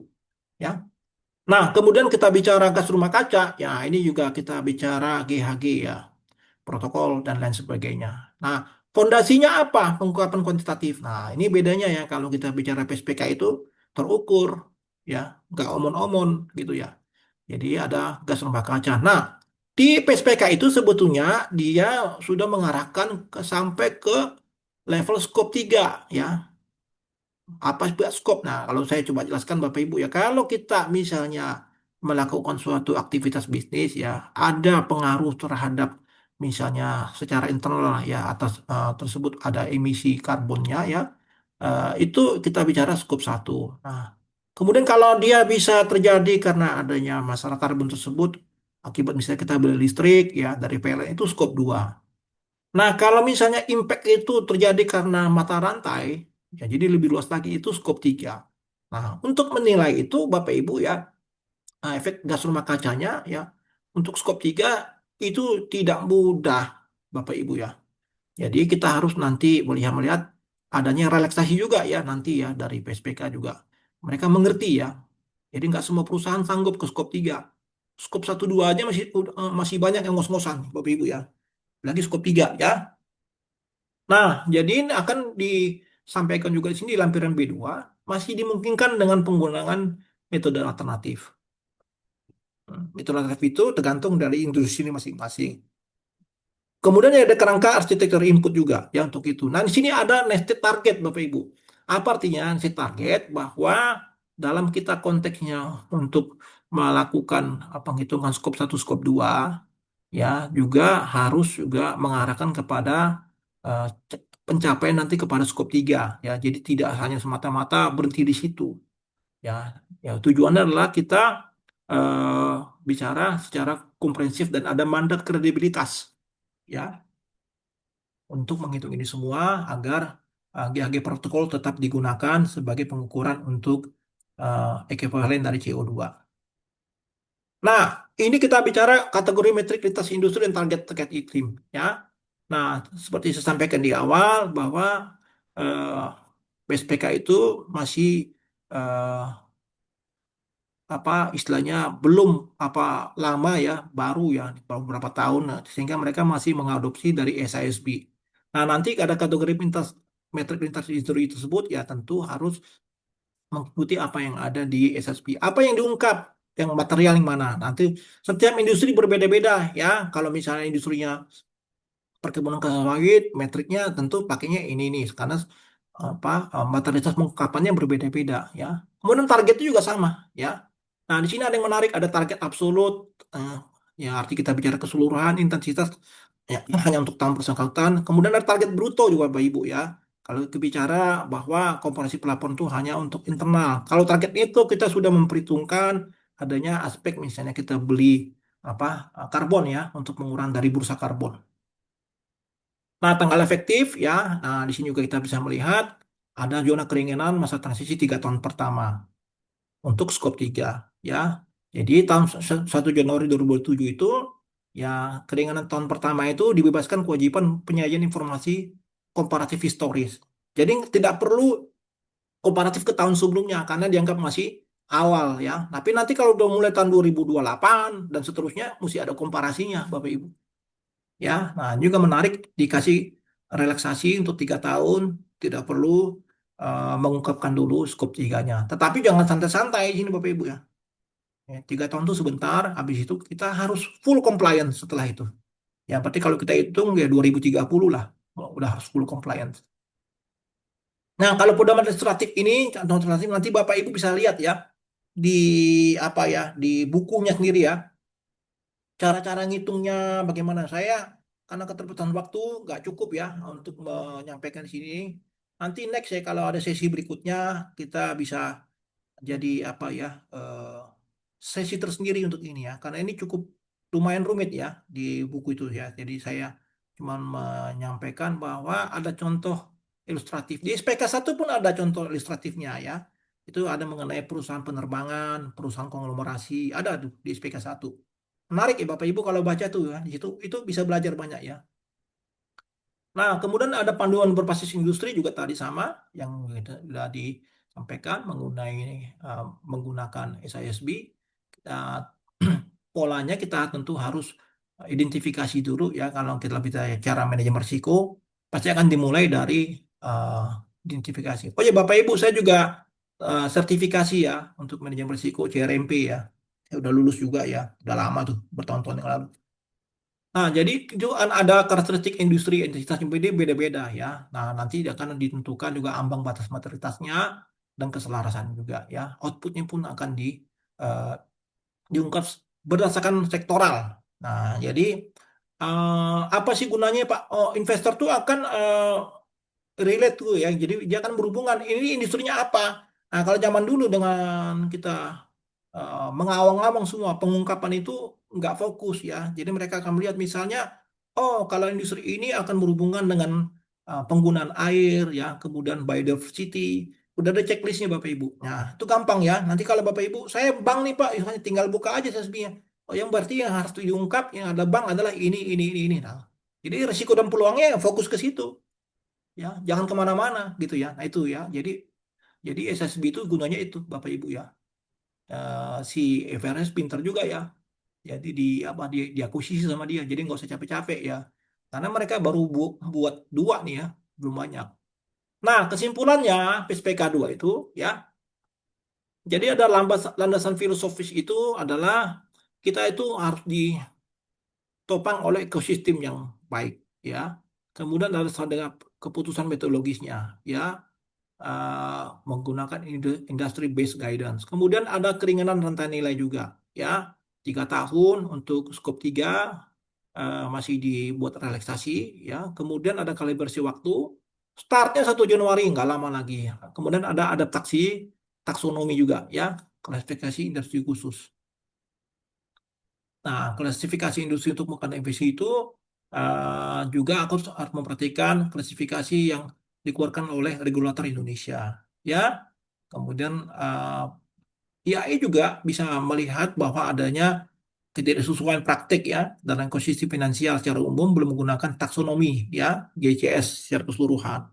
Jadi ada nanti juga Bapak Ibu bisa lihat bahwa bank komersial dan asuransi untuk mengangkat emisi yang dibiayai berbasis klasifikasi industri. Jadi industri keuangan ini adalah wajib Bapak Ibu ya, yang di bidik awal nih sebenarnya. Ya kalau kita bicara POJK itu juga selain emiten ada layanan jasa keuangan. Ya, jadi Bapak Ibu yang di sini di industri keuangan siap-siap ya untuk itu. Nah, tanggal efektifnya 1 Januari 2027 ya. Nah, skop 3 nama Greenhouse Gas Protocol itu relaksasi 3 tahun juga ada nanti kesenjangan data dan kapasitas atau data gap. Nah, ini juga Bapak Ibu harus mempersiapkan 3 tahun itu tentu dengan adanya kendala empiris, kapasitas institusional, dan katalis kolaborasi. Ini juga harus diperhatikan supaya dengan jangka waktu 3 tahun ini yang diberikan itu cukup ya. Karena Bapak Ibu harus membuat database yang lumayan berat Bapak Ibu ya. Karena mencakup seluruh rantai nilai ya atau value chain. ya. Nah, kemudian penggunaan industry based guidance itu untuk versi 2 ya. Tentu di sini kita bisa melihat adanya 70 industri dan 11 kategori. Nah, kemudian ada rasionalisasi tanpa penerjemahan. Nah, artinya apa, Bapak Ibu ya? Tolong apa teman-teman yang suaranya bunyi di di mute dulu. Tuh ada yang bunyi tuh ya. Mungkin mungkin kebuka. Nah, di mute tolong ya. Mengganggu soalnya. Ya. Lupa dimatikan. Ya, nah ini juga ada istilah tanpa penerjemahan ke bahasa Indonesia. Jadi eh, istilah-istilah secara bahasa Inggris ya tetap dipakai ya, karena ada kesulitan nanti pemahaman yang berbeda ya. Jadi tetap bahwa nanti pada saat membuat laporan PSPK ini masih dimungkinkan dengan menggunakan istilah-istilah bahasa Inggris ya. Oke, saya pikir itu dulu. Kita break dulu sebentar. Tolong diputar video yang kedua ya. Ah. Oke, Pak Martua. Wah, Bapak Ibu, materinya sangat menarik banget. Kita putar video PSPK 2. Jadi nanti Bapak Ibu jangan lupa untuk bertanya karena ini materinya sangat daging ya Bapak Ibu. Kalau di konsultan lain mungkin kita nggak akan mungkin bagi karena ini benar-benar untuk menuju 1 Januari nanti. Oke, kita putar Bapak Ibu. Oke, yuk kita bedah standar iklim baru yang bakal mengubah pelaporan korporat di Indonesia. Era baru pelaporan iklim sebentar lagi datang. Pertanyaannya, perusahaan Anda sudah siap belum untuk tahun 2027? Kenalan yuk sama PSPK 2. Ini aturan main baru yang wajib untuk pengungkapan resiko dan peluang iklim. Oke, kita bakal kupas tuntas semua yang perlu Anda tahu. Langsung aja kita mulai dari dasarnya ya. Melaporkan isu iklim yang relevan secara finansial bagi para investor. Jadi pergeserannya jelas ya, dari yang tadinya cuma narasi, sekarang jadi data finansial yang terintegrasi. PSPK 2 ini dibangun di atas 4 pilar utama, mirip banget sama standar global kayak IFRS 2. Pertama, tata kelola. Standar ini menuntut bukti jelas kalau isu iklim dibahas di level C-suite. Kedua, strategi. Ini nih jantungnya PSPK 2. Gimana iklim mempengaruhi keputusan bisnis fundamental Anda? Ketiga, manajemen risiko. Risiko iklim nggak bisa lagi cuma jadi obrolan sampingan, harus masuk sistem IRM. Dan yang keempat, metrik dan target. Disinilah pelaporan jadi benar-benar berbasis data dan operasional. Nah, yang menarik banget itu pergeseran dari narasi ke angka. Metrik-metrik ini sekarang jadi wajib loh. Perusahaan harus bisa bedain dan laporinnya antara risiko fisik kayak badai dan risiko transisi. Jadi intinya adalah persiapan. Nah ini dia, 6 area kunci yang harus jadi fokus perusahaan Anda. Dicatat tanggalnya ya, PSPK 2 ini bakal efektif berlaku mulai 1 Januari 2027. Tapi tenang, ada beberapa keringanan transisi penting kok untuk kasih ruang bernapas di awal. Keringanan ini emang buat kasih waktu persiapan, tapi bukan berarti bisa santai-santai loh ya. Kualitas implementasi di 2027 nanti sangat bergantung sama PR yang dikerjakan sekarang. Jadi persiapannya dari sekarang.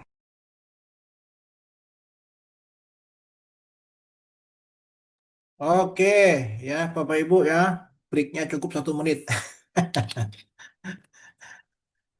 Kita lanjut ya, ini sesi terakhir Bapak Ibu ya. Mudah-mudahan ntar lagi selesai ya. Nah ini kita bicara baru setelah Bapak Ibu tadi belajar mengenai PSPK 1 dan 2. Sekarang kita belajar bagaimana nih ya untuk bisa mengimplementasikan itu dalam rangka eh, berlakunya PSBK 1.2 itu di 1 Januari 2007. Jadi kita buat apa? Roadmap-nya. Ya, nih kalau Mbak Eva cerita, Pak, bikin kenapa dikasih tahu semua, Mbak? Nanti jadi pada pinter. Nggak apa-apa, ya, pada pinter. Ya. Nah, roadmap ini penting, Bapak Ibu, ya. Kalau Bapak Ibu ke konsultan, misalnya ke Big Four, wah ini mahal sekali, Bapak Ibu, ya. Bayarnya nggak ini ya. Kalau saya kasih gratis, Bapak Ibu, ya. Oke. Nah, gini Bapak Ibu ya, jadi untuk mencapai kewajiban pelaporan terintegrasi itu ada 6 hal yang kita harus lakukan ya di tahun 2026 ini. Ya sekarang udah bulan Maret, ntar lagi Lebaran ya, nggak terasa ya, 3 bulan udah habis ya. Nah, jadi ada 6 hal, yaitu pertama mengenai governance clarity atau kejelasan dari suatu tata kelola. Kemudian yang kedua adalah identifikasi risiko dan peluang, ya. Ketiga adalah analisis strategi dan dampak keuangan. Nah, ini penting sekali ya, karena ini nanti kita sudah belajar sebelumnya bahwa dengan menggunakan PSPK itu harus jelas dampak keuangannya apa. Ya, karena kita bicara financial materiality, ya, bukan hanya sekedar impact materiality yang digunakan oleh GRI, ya. Nah, kemudian ada climate resilience, ya, assessment. Jadi penilaian mengenai ketahanan terhadap apa climate, ya, itu terkait juga dengan skenario analisis, ya. Nah, yang penting ini juga Bapak Ibu, sistem data dan metodologi metrik. Nah, ini yang paling juga termasuk rumit Bapak Ibu. Kebanyakan nanti mentok di sini Bapak Ibu, ya, nggak punya database-nya, nggak tahu cara ngukurnya, ya. Nah, ini perlu, kalau perlu konsultan kita siap bantu Bapak Ibu, ya, ya. Kita akan bantu, ya, karena ini nggak main-main Bapak Ibu, ya. Ilmunya juga bukan ilmu yang biasa-biasa nih, ya. Nah, terakhir adalah target arsitekturnya, ya. Nah, kemudian arsitektur target ini akan menentukan secara keseluruhan apa yang mau kita bangun. Nah, paradigma ini Bapak Ibu, ya, harus dipunyai oleh Bapak Ibu. Nanti kalau yang bekerja di perusahaan harus disampaikan ke pihak manajemen. Ya, jadi dari pemahaman normatif akhirnya menjadi ke kewajiban pelaporan terintegrasi. 6 step ini kita bahas satu-satu, ya. Ada yang pertama, governance clarity. Nah, di sini Bapak Ibu, ya, kita bicara governance tata kelola itu kita bicara bagaimana organ tata kelola, ya. Kalau kita bicara ilmu corporate governance, organ tata kelola itu kalau misalnya PT ada RUPS, ada dewan komisaris, ada direksi, ya. Nah, kalau dewan komisaris dia akan mengawasi, ya, jalannya suatu perusahaan. Nah, juga dalam konteks dia bicara PSPK, dia akan mengawasi secara strategis mengenai aspek risiko dan peluang. Nah, di sini juga akan hadir juga yang namanya komite audit, ya. Nah, di perusahaan-perusahaan yang go public ini wajib. Ya, bahkan sudah ada perusahaan-perusahaan yang besar, ya, sudah memasukkan ada komite ESG, ya. Nah, kalau ke perusahaan-perusahaan lain banyak juga yang masih kebingungan, ya, masih pakai model yang lama, ya, masih CSR, ya, HSE, nah, itu masih apa tidak terintegrasi. Nah, kemudian direksi ini sebagai apa yang menerima mandat, ya, dari eh, pemegang saham. Nah, tentu dia harus yang bisa mengeksekusi ini semua. Nah, ini juga masih kebingungan Bapak Ibu, ya, di perusahaan-perusahaan banyak, ya, nggak jelas direksi yang ngurusin mengenai apa nih eh, keberlanjutan siapa, ya, bingung, ya. Lempar-lemparan, ya, karena sibuk mau cari duit, padahal cari duit sekarang pun harus memperhatikan aspek lingkungan. Ya, yang terakhir adalah internal control. Ya, kita bisa memakai juga nanti konsep dari COSO, ya. Nah, area pertama, governance clarity dalam praktik mandat forum dan frekuensi eskalasi. Jadi kita bicara bahwa dalam perusahaan tersebut, ya, nanti tolong Bapak Ibu bisa melihat perusahaan masing-masing.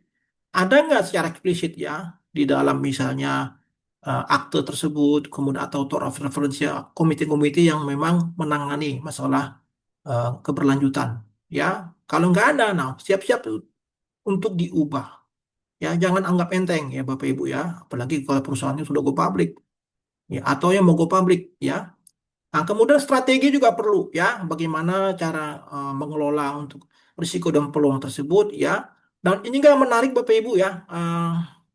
Di sini akan juga nanti berkaitan dengan remunerasi, ya. Kalau kita bicara remunerasi itu bicara bonus yang diberikan kepada jajaran direksi maupun komisaris maupun manajer, ya, yang memang mengkaitkan masalah keberlanjutan atau sustainability itu menjadi hal yang mereka emban, ya. Jadi sudah banyak di perusahaan-perusahaan yang besar di negara-negara maju, ya, mengkaitkan, ya, bonus tersebut dengan bagaimana mereka mengelola isu-isu dari keberlanjutan, ya.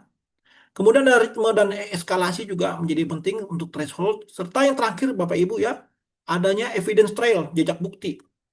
Nah, nanti pada saat nanti penyusunan PSPK itu semua ini akan menjadi jejak bukti. Jadi nggak bisa omong-omong lagi, ya, bahwa oh iya kita ada direksi kita ngurus ini padahal kagak ada, ya. Oh iya direksi kita peduli dengan masalah tata kelola iklim, kagak ada. Mana buktinya? Nah, ini harus ada jejak buktinya, ya, evidence trailnya dari mulai resala rapat, dashboard performa persetujuan, ya. Nah, kalau ini ada, si penyusun nanti bisa juga internal maupun konsultan akan lebih mudah membuktikannya ya. Jangan lagi apa greenwashing lagi lah ya, udah lewat lah masa-masa greenwashing ya, udah mulai kita tertib. Nah, kemudian yang paling penting di area 2 juga memetakan risiko fisik ya, risiko transisi dan risiko peluang dan peluang iklim ya. Nah, seperti yang saya sampaikan, risiko fisik itu ada yang bersifat akut dan ada kronik ya. Akut itu bersifat jangka pendek, ada guncangan cuaca ekstrim seketika, misalnya banjir rob ya dan sebagainya. Kalau yang kronik, dia misalnya jangka panjang, misalnya kenaikan permukaan laut, Bapak Ibu. Nah, kalau ini udah bahaya tuh. Ya mungkin yang di level tadi ya, kalau naik suhunya 2 sampai 2 derajat, mau tahu nggak usah 2 derajat lah, 1,5 aja itu doang itu.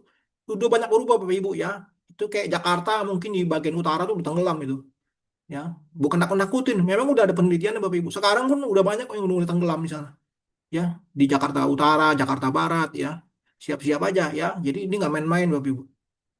Kemudian ada resiko transisi ya, nah itu berkaitan dengan masalah kebijakan pemerintah, kemudian teknologi serta eksposur reputasi ya.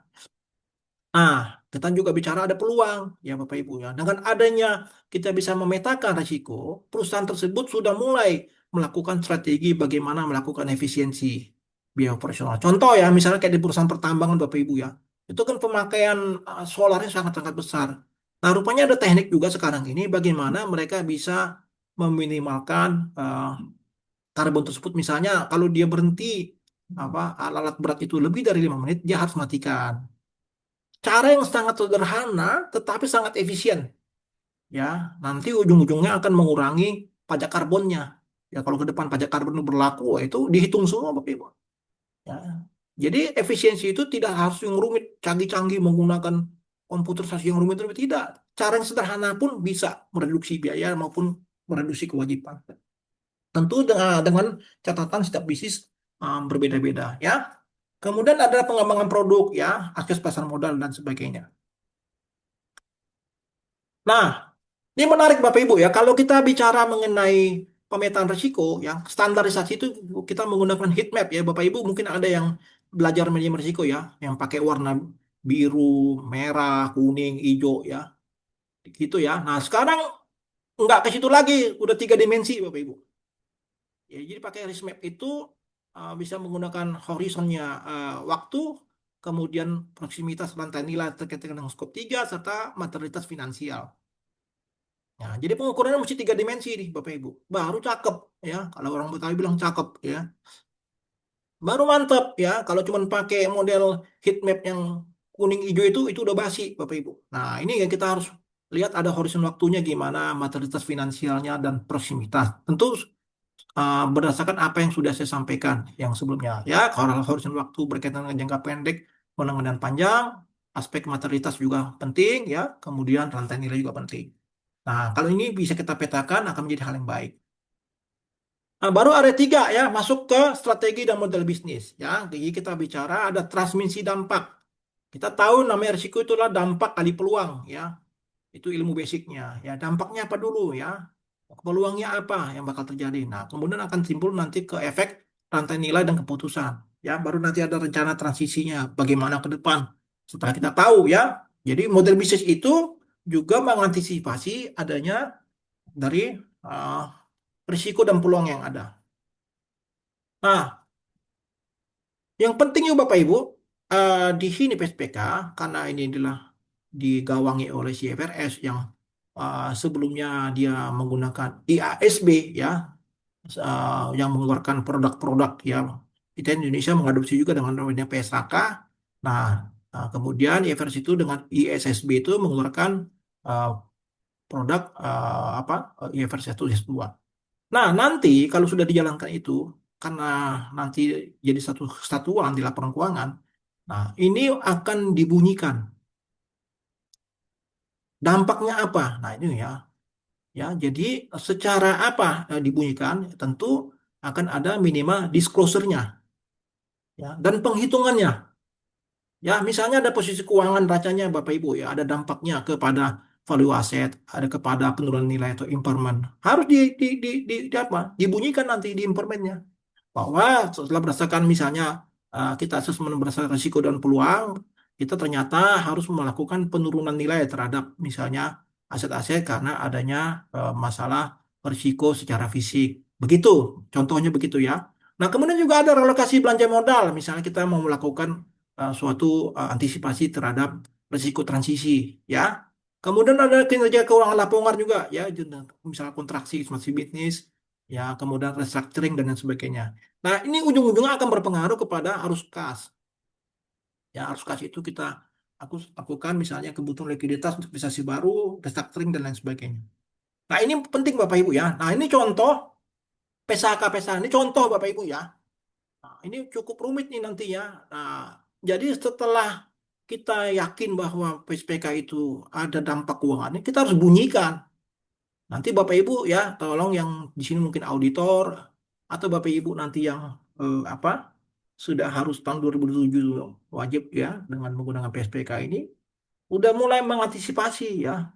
Misalnya ada penurunan nilai aset melalui impairment atau ada penurunan mengenai instrumen keuangannya terkait dengan apa masalah aspek apa risiko dan peluangnya dan lain sebagainya ya dari sini akan ada dibunyikan nanti di disclosure-nya serta penghitungannya ya juga misalnya berkaitan dengan pencadangan provisi ya PSAK 237 dan sebagainya.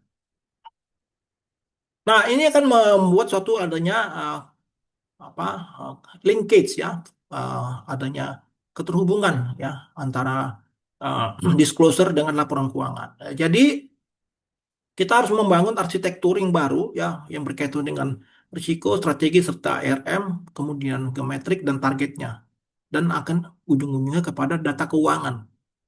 Nah, ini harus disinkronisasi juga Bapak Ibu ya mengenai asumsinya juga dengan keseragaman mata uang juga dan lain sebagainya. Nah, juga ini nanti ada kongruensi entitas pelapor, ada boundary. Apa artinya? Nah, ini Bapak Ibu tahu kadang-kadang kalau kita berbicara di laporan consolidated ya, itu akan ada nanti induk dan anak perusahaan. Jangan dibunyikan hanya yang bagus-bagus saja. Misalnya di anak perusahaannya bagus ya dibunyikan ya mengenai apa? Mengenai risiko dan peluang. Ternyata yang risiko yang tinggi itu justru di induknya ya. Itu sengaja nggak dibahas ya. Jadi harus ada kongruensinya. Itu maksudnya ya. Jadi jangan sampai apa menyesatkan si pembaca laporan keuangan. Nah, risiko yang kita terkait dengan risiko iklim yaitu risiko transisi maupun risiko fisik akan menyebabkan adanya guncangan nanti Bapak Ibu. Nah, tentu akan adanya daya tahan ya, dari perusahaan tersebut untuk harus ditopang dengan kapasitas adaptasi, fleksibilitas strategis jangka panjang serta level exposure dalam bisnis saat ini. Nah, ini akan menopang supaya goncangan-goncangan tersebut bisa tidak menjatuhkan bangunan yang sudah kita buat. Yang kalau contoh sini kayak jembatan ya. Oke. Nah, seperti saya sampaikan tadi, ada analisis skenario ya, yang ini terkait juga dengan yang Paris Agreement ya. Misalnya skenario 1,5 derajat. Nah, ini ada baseline masa kini sampai ke masa mendatang. Itu kita akan simulasikan ya, namanya skenario ya. Ada nanti terkait juga dengan misalnya transisi tertunda, ada bisnis as usual. Ini kita gambarkan Bapak Ibu ya, tentu dengan parameter terkait dengan kebijakan iklim global, tren makroekonomi, ya, dinamika bauran energi, kurva adopsi teknologi, bahkan bisa tambahkan lagi parameter baru, misalnya sekarang lagi perang, ya, perang misalnya di Amerika dan Iran, itu bisa juga jadi parameter input baru, ya. Nah, nanti juga akan ada menjadi hal yang penting dalam hal kita melakukan assessment terhadap risiko dan peluang, ya. Nah, itu harus disesuaikan juga dengan apa ukuran ya perusahaan. Jadi kalau dia perusahaannya misalnya menengah ke bawah, ya nggak perlulah pakai model-model yang mahal ya, Bapak Ibu. Cukup sederhana tapi bisa dipertanggungjawabkan, ya. Jadi disesuaikan ya. Jadi ada prinsip proporsionalitas. Nah, data arsitektur juga menjadi hal yang penting ya dari sumber data ke evidence trail. Nah, yang paling penting nanti Bapak Ibu pada saat kita membuat pelaporan yang untuk comply kepada PSPK 1 dan 2 harus ada bukti-buktinya. Di sini Bapak Ibu yang sering banyak masalah. Ya, pada saat dibuat itu bukti-buktinya nggak cukup, nggak jelas. Atau buktinya ada tetapi dia tidak bisa menerjemahkan itu untuk kebutuhan PSPK. Jadi transformasi datanya perlu juga ya dibangun ya supaya nanti saat melakukan gap analysis juga bisa ya. Saya juga kemarin ada sempat ikut pelatihan Bapak Ibu terkait dengan gap analysisnya ya. Ini penerapan-penerapannya. Tapi saya nggak mau bikin Bapak Ibu pusing dulu ya. Sementara ini dulu ya kita bicara ekosistem tata kelola data dulu ya. Nah, ini penting ya nanti akan menjadi hal yang jelas siapa yang bertanggung jawab terhadap data tersebut, data owner. Nah, ini penting Bapak Ibu ya pada saat kita meminta data itu tahu. Karena kadang-kadang nyebar datanya tuh Bapak Ibu ya. Oh, yang ini dipegang sama departemen ini, Pak. Yang ini departemen ini. Saya ada juga klien gitu ya. Nyebar ya di berbagai bahkan beberapa site ya bisa ya. Beda-beda gitu ya.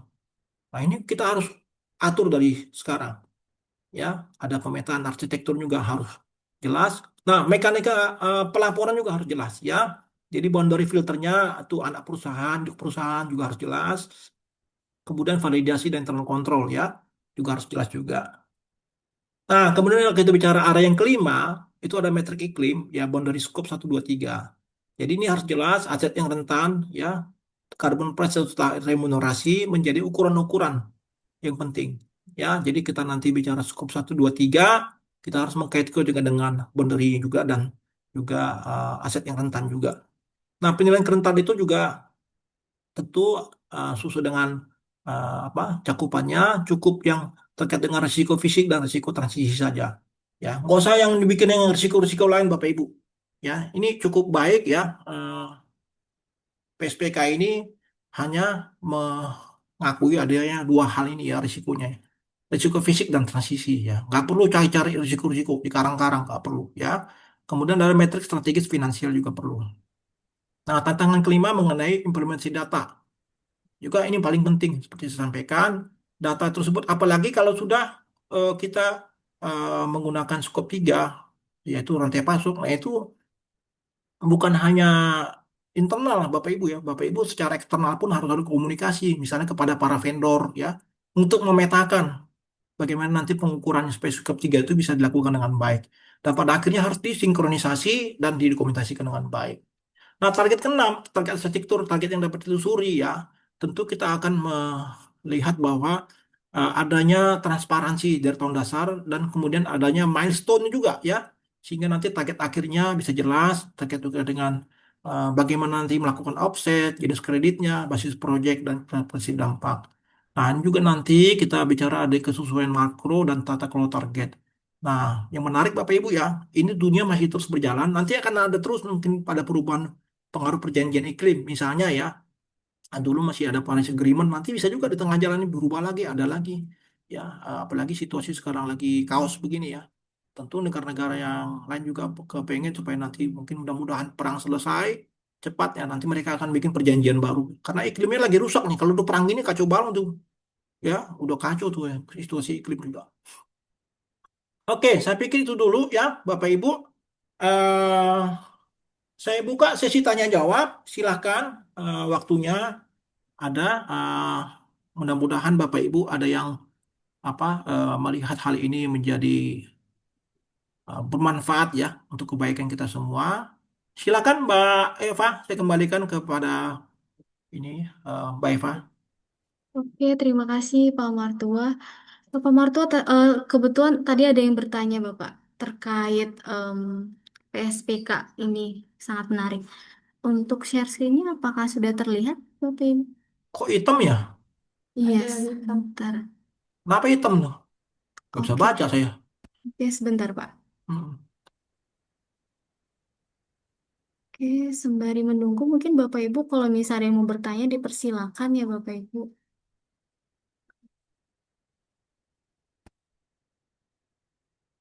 Apakah sudah terlihat? Sudah. Masih hitam ya? Masih Oke, pertanyaannya dari mungkin nggak apa-apa ya Pak, saya baca ya Pak. Ini mungkin karena ada kendala teknis dari Zoom-nya ya. Oke, pertanyaan dari Bu Weni Pak. Hmm. Dari PTS City, eh, mohon izin bertanya Pak Martua, apakah kewajiban penerapan PSPK dan PSPK 1 dan 2 berlaku bagi semua jenis perusahaan di Indonesia? tanpa membedakan sektor usaha termasuk non-manufaktur. Yang kedua, bagaimana mekanisme audit, baik audit laporan keuangan maupun audit perpajakan yang akan diberlakukan terhadap perusahaan untuk menerapkan PSPK 1 dan 2. Yang Hmm. ketiga, apakah ada sanksi Pak Martua terkait penerapan PSPK ini? Begitu Pak Martua, mungkin boleh Baik. dibantu jawab? Baik, Ibu Weni saya kenal baik ini ya, Ibu Weni ya. Saya pernah makan juga nih, makan siang bareng sama Ibu. Jadi Ibu Weni punya pertanyaan pertama ya, terkait juga dengan apa kewajiban ya, apakah berlaku bagi semua perusahaan? Ya jawabannya iya, ya. Artinya ini sudah mengikat, ya. Cuman nanti kita kembali kepada Otoritas Jasa Keuangan ya, OJK juga ya, terkait dengan perusahaan-perusahaan publik. Tapi kalau kita bicara secara apa? Ini bagian dari eh, kewajiban akuntan publik ya untuk melakukan audit. Ini bagian dari audit juga, Bu. Ya, bagian dari audit yang harus diungkapkan ya di laporan keuangan. Jadi tidak ada kata menolak kecuali ya misalnya kita misalnya tidak diaudit ya kita nggak pakai gitu ya itu hal yang berbeda. Bahkan tadi di awal pun sudah dibilang ada juga perusahaan yang tidak menggunakan PSAK boleh ya memakai PSPK 1 ini tentu dengan keterbatasan-keterbatasannya. Begitu ya. Jadi jawabannya apakah seluruh industri? Iya. Justru itu nanti makanya ada gunanya SASB itu. Ya, kita bicara cakupannya sama materialitasnya juga harus disesuaikan dengan masing-masing industri. Jadi harus dilihat-lihat ya, yang mana kira-kira yang perlu diungkap, yang aspek materialitasnya. Nah, kemudian pertanyaan kedua, bagaimana audit laporan keuangan tadi sudah dijawab ya. Itu akan menjadi penting ya. Akuntan publik harus menguasai ini, Bapak Ibu ya. Saya nggak tahu kesiapan para akuntan publik sampai sejauh apa ya. Karena masih banyak juga yang bingung-bingung. Kawan saya ada beberapa akuntan publik juga ya. Ya, makanya ini peraturan ini baru dan juga link and match-nya ya kepada misalnya ini ilmunya bukan ilmu yang biasa. Bahkan ada teman saya akuntan publik ya. Akhirnya jadi murid saya di UKI ya. Kenapa kau masuk? Aku bilang S2. Mau belajar manajemen risiko katanya. Karena sekarang SPK ini mewajibkan pengetahuan manajemen risiko. Harus belajar. Ya udah kau jadi murid aku lah aku bilang ya kan. Nah, begitu ceritanya Bapak Ibu ya, nanti di audit mereka harus ngerti itu. Jadi akuntan itu bukan hanya cuma tahu debit kredit. Sekarang udah lebih jauh lagi. Dia harus tahu aspek apa keberlanjutan. Jadi harus belajar terus. Ya, kalau enggak ya udah cuman modal-modal looking paper aja ya nggak laku lagi sekarang ya. Nah, kemudian kalau audit perpajakan. Nah, perpajakan ini menarik Bapak Ibu. Sampai saat ini kita belum melihat dari kantor pajak untuk mengeluarkan regulasi terkait juga dengan masalah sustainability ya. Tetapi kalau kita sikapi tadi misalnya yang paling sederhana ya adanya nanti apa impairment ya penurunan nilai itu kan ujung-ujungnya masalah pencadangan ya. Pencadangan itu diatur sendiri oleh PMK. Ya itu nanti akan ada koreksi fiskal. Ujung-ujungnya begitu. Ya. Cuman apakah nanti kantor pajak mengakui juga ke depan ya. Jadi nggak semua harus dibabat ya. Kalau gitu apa gunanya Pak kita bikin risiko peluang? Nanti sama kantor pajak nggak diakui juga kan. Nah ini juga menarik pertanyaannya. Ya harusnya ya kantor pajak juga sudah mulai melihat bahwa masalah iklim ini nggak bisa hanya dilihat masalah bahwa dengan menggunakan pendekatan data historis. Karena namanya undang-undang pajak itu ya selalu melihat hal yang bersifat historical. Ya, yang ke depan itu mereka nggak akuin. Ya, konsep tambahan kemampuan ekonomis, mereka selalu melihatnya basisnya adalah historicalnya, data historis. Nah, ini menarik ya. Saya kemarin juga waktu lagi membuat buku panduan mengenai apa kontrak asuransi, itu juga menarik Bapak Ibu ya. Ada pengakuan-pengakuan yang sifatnya bukan historis ke depan. Nah, itu sudah mulai diakui sama kantor pajak. Karena negara-negara lain pun mengakui. Nah, masa kita beda sendiri? Ya, saya sampai rapat di kantor pusat waktu itu Bapak Ibu ya. eh, di apa kantor pusat pajak ya. Kami diskusi panjang lebar ya. Saya mewakili IAI ya. Dan kebetulan kawan saya juga di sana, Kasubditnya ya. Jadi saya diskusi ya. Kami bawa tim dari IAI diskusi ya mengenai kontrak asuransi. Nah ini juga kita harapkan juga mereka menampung juga ya. Jadi bahwa ini nggak main-main lagi ya masalah sustainability. Nah yang berikutnya lagi yang ketiga apa nih? Sanksi, ini memang ya biasanya kalau orang Indonesia ke situ ya. Kalau nggak ada sanksinya ngapain gue pusing-pusing ya. Sebenarnya begini Bapak Ibu ya. Kalau kita melihat sekarang ini jangan melihat seperti kayak apa kita hubung kita dengan fiskus. Saya kalau nggak bikin gini kena penalti Pak, bayar sekian miliar segala macam. Nggak begitu lagi cara berpikirnya. Kita berpikir bagi sanksinya bukan dari otoritas pajak, tapi sanksi itu adalah bisa dari konsumen itu sendiri Bapak Ibu. Banyak orang sekarang sudah milih-milih vendornya itu yang vendor betul-betul memperhatikan masalah lingkungan apa enggak. Ya, jadi sanksinya bukan sanksi yang di depan mata hitung-hitungan SKP sekian, surat ketetapan pajak sekian, nggak begitu. Sanksinya adalah perusahaan tersebut misalnya dianggap tidak ramah lingkungan. Impact kepada siapa? Customernya. Ngapain gue sama dia tuh? Itu nggak ada perhatian sama lingkungan, mending gue cari yang lain aja dah. Yang ngerti apa nggak tahu. Atau sama bank. Banknya bilang, ngapain kita kasih kredit sama dia? Ini ngurusak lingkungan aja perusahaan itu. Ya, mana buktinya Anda nggak merusak lingkungan? Itulah makanya perlunya adalah laporan keberlanjutan. Perlunya adalah laporan sustainability report dan lain sebagainya. Jadi gitu ya, jangan ingatnya sanksi itu sanksi yang ditetapkan otoritas, tapi yang paling berat itu justru sanksi dari bisnis kita, ya dari pihak customer maupun dari pihak kreditur. Ingat tadi ya, PSPK itu tujuannya bukan untuk kantor pajak, tapi untuk investor, untuk kreditor dan kreditor lainnya. Jadi mereka yang nanti akan menilai kita, ya. Jadi pas kita kita nggak ramah lingkungan, mau cari pendanaan susah. Ya, itu kan bahaya. Padahal bisnis kita perlu darah. Darah itu adalah berupa uang. Uang itu apa? Ya kalau dari bisnis lagi macet kayak sekarang begini ya butuh kredit.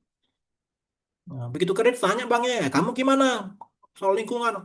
Oh saya gini, gini. Kamu janganlah gitu. Atau kita dikasih tapi nanti dapat tingkat suku bunga yang tinggi. Karena kita bicara risk and return, Bapak Ibu ya. Kalau di bank itu menganggap ini bisnis yang berisiko. Saya kasih ke dia ya udahlah. Apalagi risikonya lingkungan ya. Mungkin masih bisa ada celah bank itu masih bisa ngasih ya. Tapi dia bisa melihat ini di belakang ini ada nanti ada apa-apa. Ditinggiin apa bunganya gitu ya. Oke. Kira-kira gitu ya Bu ini ya. Oke, yang Oke. Mungkin sedikit menambahkan ya Pak ya Martua. silakan Eva, ya Oke. silakan. Bapak Ibu betul sekali yang dibilang Pak Martua untuk sanksi mungkin kita belum ada, tapi nanti akan ada regulasi terbaru di POJK satu lagi digodok sama OJK. Kita menunggu aja di tahun ini kalau nggak tahun depan. Karena yang awalnya masih sukarela, nanti mungkin akan mandatori itu. Makanya udah ada tanggal 1 Januari 2027. Dan juga mungkin Bu Weni kalau misalnya Ibu mau buat program-program green, itu eh, bank-bank sekarang udah memberikan pinjaman ya Pak Martua untuk green loan, sustainability loan juga. Nanti mungkin Ya. kalau misalnya Bu Weni mau atau sudah IPO, nanti kita juga bisa bantu untuk itu. Seperti itu Bu Weni. Semoga bisa menjawab ya Ibu Weni. Oke, selanjutnya ada satu lagi Pak Martua dari Mbak Veronica secara pribadi. Pak Martua izin bertanya terkait keterukuran gas rumah kaca. Bentuknya apakah rating atau seperti ada konsepnya gitu Pak Martua? Oh ya. Jadi gini Bu, kita bicara apa tadi skop satu, skop 2, skop 3 ya. Eh, itu artinya kita mengukur ya eh, dalam konteks matriks ya dan target nanti ya. Nah, itu bukan berarti rating. Kalau rating itu kita bicara misalnya apa kayak sekarang lembaga rating dunia itu ada 3 ya. Ada Fitch, ada Standard and Poor's, kemudian ada Moody's ya. Jadi bukan ke arah ke sana ya. Kalau itu biasanya kita kaitkan misalnya eh, ke Indonesia sekarang ya diturunkan ratingnya sama si Moody's ya. Sehingga nanti kita pada saat akan membuat apa permintaan pinjaman ke pihak luar berupa obligasi itu akan dikenakan bunga yang cukup tinggi. Nah, kalau kita bicara GRK ini lebih ke arah kepada ukuran-ukuran ya mengenai ekuivalen dari CO2-nya. Ya. Nah, pengukuran ekuivalen CO2 itu nanti kita akan bicara skop satu dulu dan skop 2. Itu yang bicara yang paling mudah. Nanti kita bicara internal dan juga pihak luar paling banter misalnya kepada listrik ya, belum kepada rantai nilai. Ya, ini kayaknya emang harus sesi khusus ini ya. Nanti mungkin si Mbak Eva ya yang pengen karena dia certified untuk itu. Nah, kemudian keterukurannya itu gunanya apa? Nah, nanti ke depan pada saat pajak karbon itu berlaku, itu kan akan kita menghitung karbon yang terjadi di perusahaan kita berapa. Nanti kita akan kena suatu beban tax karbon itu ada sistem cap nanti ya. Ada batasan-batasannya berapa sih yang bisa ditoleransi sekian gitu. Kalau lihat dari situ kita akan dipajaki. Cara cara kita jadi sistem di dunia ini cara orang supaya bisa kembali kepada dia bisnis yang memang betul-betul memperhatikan sustainability ya lingkungan ya caranya gitu harus dihitung dulu karbonnya berapa. Nah habis itu bisa dikenakan dia dengan cara tax bayar pajak kalau dia nggak sanggup artinya mengurangi emisi tersebut ya atau dia bisa beli ya beli dari bursa karbon untuk sebagai kredit karbonnya. Jadi ada dua cara pendekatannya. Jadi gitu Bu caranya kira-kira gitu ya. Keterukurannya ke arah ke sana, bukan kepada rating. Mungkin Mbak Eva bisa nambahkan silakan ya. Oke, terima kasih. Betul, Mbak Veronica. Jadi kalau untuk dari sisi keterukuran gas rumah kaca, biasanya kan secara perusahaan, mungkin dibalikan lagi Mbak Veronica, di under dari perusahaan atau pribadi. Berdasarkan dari peraturan nilai ekonomi karbon yang peraturan Presiden 98 kan sudah ada update ya Mbak Vero. Kalau itu update-nya ke peraturan Presiden 110 ya Pak Martua ya. Di situ juga sudah ada informasi terkait bagaimana sih sebenarnya perusahaan, juga dari berbagai dinas, juga dari daerah juga harus menghitung gas rumah kaca. Nanti jika sudah akan ada wajib pajaknya, itu juga kita bakal kewalahan Mbak Vero, karena pajak karbon yang awalnya dulu masih di batu bara itu kan mungkin masih tergolong belum untuk semua ya. Nanti tiba-tiba untuk semua dan pribadi juga akan bisa kena, itu harus kita pertimbangkan. Kalau misalnya Mbak Vero dan Bapak Ibu mau mengikuti khusus kelas menghitung gas rumah kaca, betul yang di Bapak Martua, kita itu bisa fokus ke skop 1 2 dulu, di mana untuk menuju ke emisi ton ekivalen itu kita perlu dikalikan dengan global warming potensial, dengan asesmen report 6 gitu. Begitu sih Pak Martua, mungkin tambahan dari saya. Oke, Ya, terima Bapak Ibu. kasih Mbak Eva ya. Ya, Ini cukup menarik ya. Bapak Ibu yang lain boleh kalau mau direct pakai voice ya. Mau nanya nggak apa-apa. ya Sekalian kena, boleh Bapak Ibu. sekalian kenalan gitu ya. Tapi harus nongol muka dulu. Oh, ini ada Mbak Ripka juga nih. Oh, ada Mbak Rika. Ini siapa lagi nih? Ada yang kita kenal-kenal juga nih. Oh, no. Bisa nomor PIC untuk oh silakan. Nanti Boleh, boleh. Nomor PIC. Nanti akan kita kirim Mbak Vero. Kirimkan di chat ya. ya Kita kirimkan. Ibu Ibu Kartika Sari ya. Oke, oke. Ya, silakan Ibu Kartika. Ini bukan yang dari Lipo ya, Ibu Kartika nih. Oke, ini dari Granis Group ya, Pak Yudi ya. Ini siapa yang ngikut nih?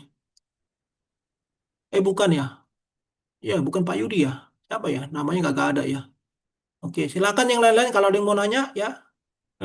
Boleh kalau apa nanti ada yang mau tanya mungkin via apa email ya karena masih mikir-mikir dulu. Ada juga karena ini mungkin bobotnya langsung saya paksakan satu dua ya. Sekalian implementasi Betul, cukup Pak. cukup berat juga ya. Biasanya orang kayak gini bisa satu harian nih dari pagi sampai sore. Nah saya cukup 2 jam saya bikin. Ya, Tapi nggak mungkin Pak apa-apa. Marfu, saya Ya boleh gimana? nanya satu, Pak. Satu aja boleh, Pak. Ya silakan silakan. Oke, Bapak Ibu, tadi kita udah belajar banyak ya terkait PSPK 1 dan 2. Mungkin kita mau bertanya sama Pak Martua. Kira-kira kalau untuk penerapan, misalnya nih ada klien mau buat PSPK 1 dan 2, misalnya sudah wajib. Kira-kira berapa bulan, Pak, kita buat dokumennya? Gitu. Ya berapa bulannya kita juga belum berani ngomong ya. Karena Oke. kebanyakan nanti itu beratnya di apa metrik dan target itu. Matrix dan target. Iya, kalau yang kualitatif kualitatif biasanya cepat lah ya. Itu datanya ada, cuma begitu metrik dan target itu kan kita harus synchronize dulu ya dengan SSB-nya masuk apa enggak, ukuran-ukurannya benar apa enggak. Nah, kemudian kita harus lihat ya kalau 2027 itu masih dikasih relaksasi, jadi nggak belum ada komparatifnya. Masih gampang sih sebenarnya kalau dibilang ya kalau kita bilang 3 bulan masih bisa lah ya. Oke, berarti kita Paling lama catat ya. ya. Paling Ah, lama mungkin paling tiga lama bulan. 3 bulan udah bisa lah ya, dengan catatan bahwa data-datanya sudah terkumpul dengan baik. Itu makanya tadi saya bilang apa data tersebut sangat penting.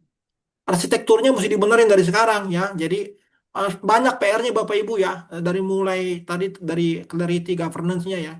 Banyak perusahaan-perusahaan juga masih nggak jelas. Ini siapa yang ngurusin ini? Ya, akhirnya nanti udah jatuh tempo hari H bingung ya. Padahal ini penting Bapak Ibu ya. Jadi udah mulai dari sekarang coba disounding ke manajemen ya bahwa ini penting ya ke depan bukan hanya untuk eh, masalah apa ya kena sanksi apa nggak kena sanksi tapi masalah reputasi ini sangat penting Bapak Ibu ya. Nanti Betul. ujung-ujungnya reputasi itu juga lari ke finansial pasti itu. Ya, perusahaan yang punya reputasi bagus pasti akan mempunyai brand yang bagus ya di mata para customer dan publik ya. Dan itu akan membooster income-nya. Jadi kalau kita bicara aspek non finansial, ini jangan main-main Bapak Ibu ya. Justru itu nanti yang akan mendorong aspek finansialnya. Nah, tambah lagi nanti mungkin kalau sudah ada aturan dari POJK, misalnya ya, sekarang ini masih tunda-tunda tuh ya mengenai pajak karbonnya ya. Nah, sekarang kan masih difokuskan ke PLTU. Ya, itu harganya sekitar 30 rupiah Hmm, ya per kilogram atau 30.000 per metrik ton ya. per ton, Pak. 30.000. Jadi itu juga masih kecil. Kalau luar negeri udah berapa? Saya survei itu Betul. bisa sampai $150 tuh per Yes, metrik betul. ton. Gila itu harganya. Kita masih murah cuma $2 Bapak Ibu. Cuma Masih dua. masih masih receh-receh. Tapi nanti kalau udah berlaku begitu gede bisa perusahaan itu bisa bangkrut gara-gara gitu. Enggak. Nah, sekarang kayak di Eropa Bapak Ibu ada namanya SIBAM ya. Jadi ekspor Iya. ke Eropa sudah berlaku untuk industri tertentu ya. Misalnya semen, baja dan itu harus mematuhi dari apa ini hitung-hitungan karbon tax-nya juga. Kalau enggak dia nggak bisa kompetitif di sana di Eropa. Itu udah berlaku Bapak Ibu. Jadi kalau dia Bapak Ibu ada di perusahaan industri semen, kemudian apa logam saya kurang apa ada beberapa tuh ya. Itu mau ekspor ke Eropa dia harus ada hitung-hitungan mengenai karbonnya dengan baik. Masuk ke skop 3 ya, Pak Matul ya. Iya, nggak main-main itu. Jadi sekarang udah jalan sebetulnya ya. Kita di Indonesia ini masih dikasih relaksasi gitu ya. Tapi kalau di luar negeri orang berbisnis itu akan kena ya. Mungkin nanti kalau itu berlaku juga untuk perusahaan sawit, perusahaan tambang lain yang itu ya, jelas-jelas itu akan menjadi beban ya. Dan uangnya tidak kecil Bapak Ibu, besar itu ya. Jadi dari sekarang diperbaiki ya. Oke, terima kasih banyak Pak Oke, Martua. Oke, Bapak Ibu mungkin sebelum menutup, di sini saya ada kesimpulan. Jadi tadi setelah kita pahamin ada PSPK 1 yang memang untuk sustainability umum, yang kedua fokus ke climate, yang dimana kita nggak lupa fokus sama empat ya, Pak Martua ya, dari sisi tata kelola, risiko dan peluang, juga udah ada matrix and target gitu. Dan tidak lupa juga untuk semua materi tadi yang diakhiri dengan ada roadmap itu sebenarnya salah satu step yang perlu kita tempuh ya Bapak Ibu. Kalau misalnya nanti ya, wajib gimana, misalnya kita dapat denda gimana gitu. Ya dengan cara kita mengikuti webinar ini pastinya akan berimpact sangat gitu. Kalau misalnya kita ikut pelatihan udah harga berapa Pak? 4 jutaan ya Pak Martua 4 ya. juta. Hmm, bener. Betul. Jadi Sini eh, gratis. di sini gratis dan kebetulan ini peluangnya jujur sangat besar Bapak Ibu. Dan semoga kita bisa terlibat dengan sangat banyak ya Bapak Ibu. Dan mungkin dari Pak Martua closing statement sebelum dikembalikan ke Liva Pak. Baik, Dipersilakan.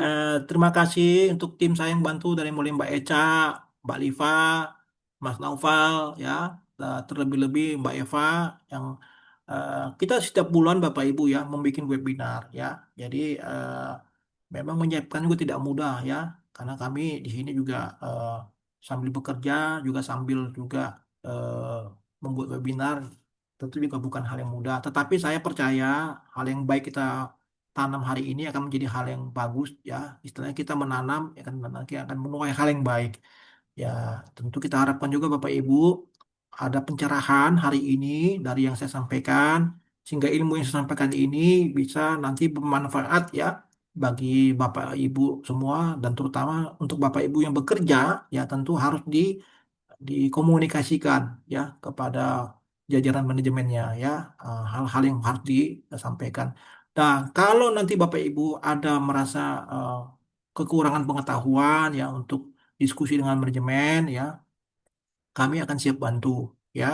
Memang itu adalah tugas kami untuk bisa membantu ya perusahaan-perusahaan supaya melihat hal ini menjadi hal yang baik ya dan juga membuat perusahaan itu bisa mempunyai daya saing yang kuat ya di global ya. Jadi jangan sampai nanti Kita baru sadarnya belakangan ya. Banyak orang Indonesia kayak gitu, udah kebakaran dulu, baru sadar ya. Minta dipadamin apinya. Nah kalau kayak gini jangan ya, jangan ya. Kita coba sadar dari awal. Semoga nanti Bapak Ibu juga bisa menjadi apa agen-agen perubahan lah di perusahaan ya. Eh, Agen perubahan itu penting ya, perubahan yang hal yang baik. Jadi terima kasih sekali lagi. Saya juga mengucapkan Bapak Ibu yang menjalankan ibadah puasa. Semoga ibadah puasanya lancar dan sampai nanti juga pas Lebaran ya hari kemenangan bisa Bapak Ibu juga bisa merayakan dengan baik. Dan acara kita ini memang setiap bulan ya. Nanti bulan depan kita akan ada topik-topik menarik dan mudah-mudahan nanti bisa jadi sarana untuk komunikasi kita semua. Juga untuk apa terkait juga dengan slide yaitu sebenarnya itu copyright kami ya. Kami copyright ya karena saya juga udah capek-capek bikinnya. Mohon maaf, kami nggak bisa langsung bagi secara ugal-ugalan ya. Karena bikinnya juga saya berminggu-minggu bikinnya Bapak Ibu tuh. Ya, bukan sebentar bikinnya ya. Mikirnya lama ya. Kalau Bapak Ibu cuma menikmati cuma 2 jam, saya bikinnya berminggu-minggu ya gitu. Jadi tolong dihargai juga ya itu copyright kami ya.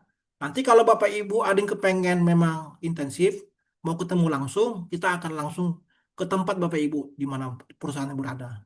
Ya, kita akan out waktu, kita pasti bantu. Ya, karena ini hal yang mungkin belum banyak yang ngerti ya. Masih banyak yang ngerti dan saya berusaha ini mempelajari dengan dalam ya. Semoga bermanfaat. Sekali lagi terima kasih. Tuhan berkati.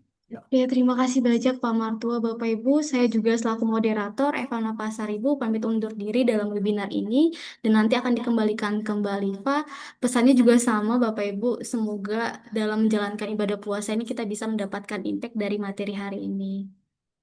Selamat siang, dikembalikan kembali, Pak. Eva, Kak foto dulu semua. Yes, Ya, baik, baik Bapak. Bapak. Nanti Ah, amanin Bapak oke foto ya. bersama ya, Pak. Takut apa nanti keburu bubar nih. Ya, silakan silakan. Baik, Bapak dan Ibu yang kami hormati, demikianlah rangkaian webinar series 4 kali ini dengan tema Persiapan Penerapan IFRS S1 dan S2, PSPK 1 dan 2 dalam laporan keuangan per 1 Januari 2027 telah kita lalui bersama. Kami mengucapkan terima kasih yang sebesar-besarnya kepada narasumber kita, yaitu Bapak Martua Eliakim Tambunan selaku Managing Director dari PT Provisioner Konsultindo. Terima kasih Bapak atas pemaparannya yang Sabar. sangat insightful dan komprehensif. Terima kasih juga kepada moderator kita kali ini, Saudari Evana Pasaribu, yang telah memandu jalannya diskusi dengan sangat baik. Tak lupa apresiasi dan terima kasih kepada kami sampaikan kepada seluruh peserta yang telah berpartisipasi aktif dalam sesi diskusi dan tanya jawab. Semoga materi yang telah disampaikan hari ini dapat memberikan pemahaman yang lebih mendalam. Kami juga mengucapkan terima kasih atas dukungan dari seluruh tim PT Provisioner Konsultindo yang telah menyelenggarakan kegiatan ini dengan sangat baik. Akhir kata, apabila selama penyelenggaraan acara terdapat kekurangan, kami memohon maaf yang sebesar-besarnya kepada Bapak Ibu. Sebelum benar-benar mengakhiri seksi hari ini, kami mengundang Bapak Ibu untuk berkenan menyalakan kamera sejenak, karena kita akan melakukan sesi foto bersama untuk sebagai dokumentasi kegiatan. Untuk Bapak Ibu, eh, mohon dinyalakan kameranya karena kita akan foto bersama. Untuk tim dari bisnis support mohon dibantu untuk di screenshot. Baik, akan saya mulai ya. 1, 2, 3. Sudah cukup untuk screenshotnya, Beca? Cukup ya? Oke, baik. Su- Baik, Bapak Ibu, semoga ilmu yang kita dapat hari ini dapat membawa manfaat dan dapat diimplementasikan dalam praktik profesional Bapak dan Ibu sekalian.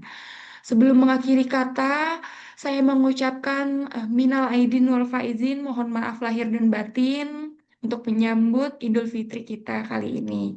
Wassalamualaikum warahmatullahi wabarakatuh. Selamat siang dan sampai jumpa pada kesempatan berikutnya.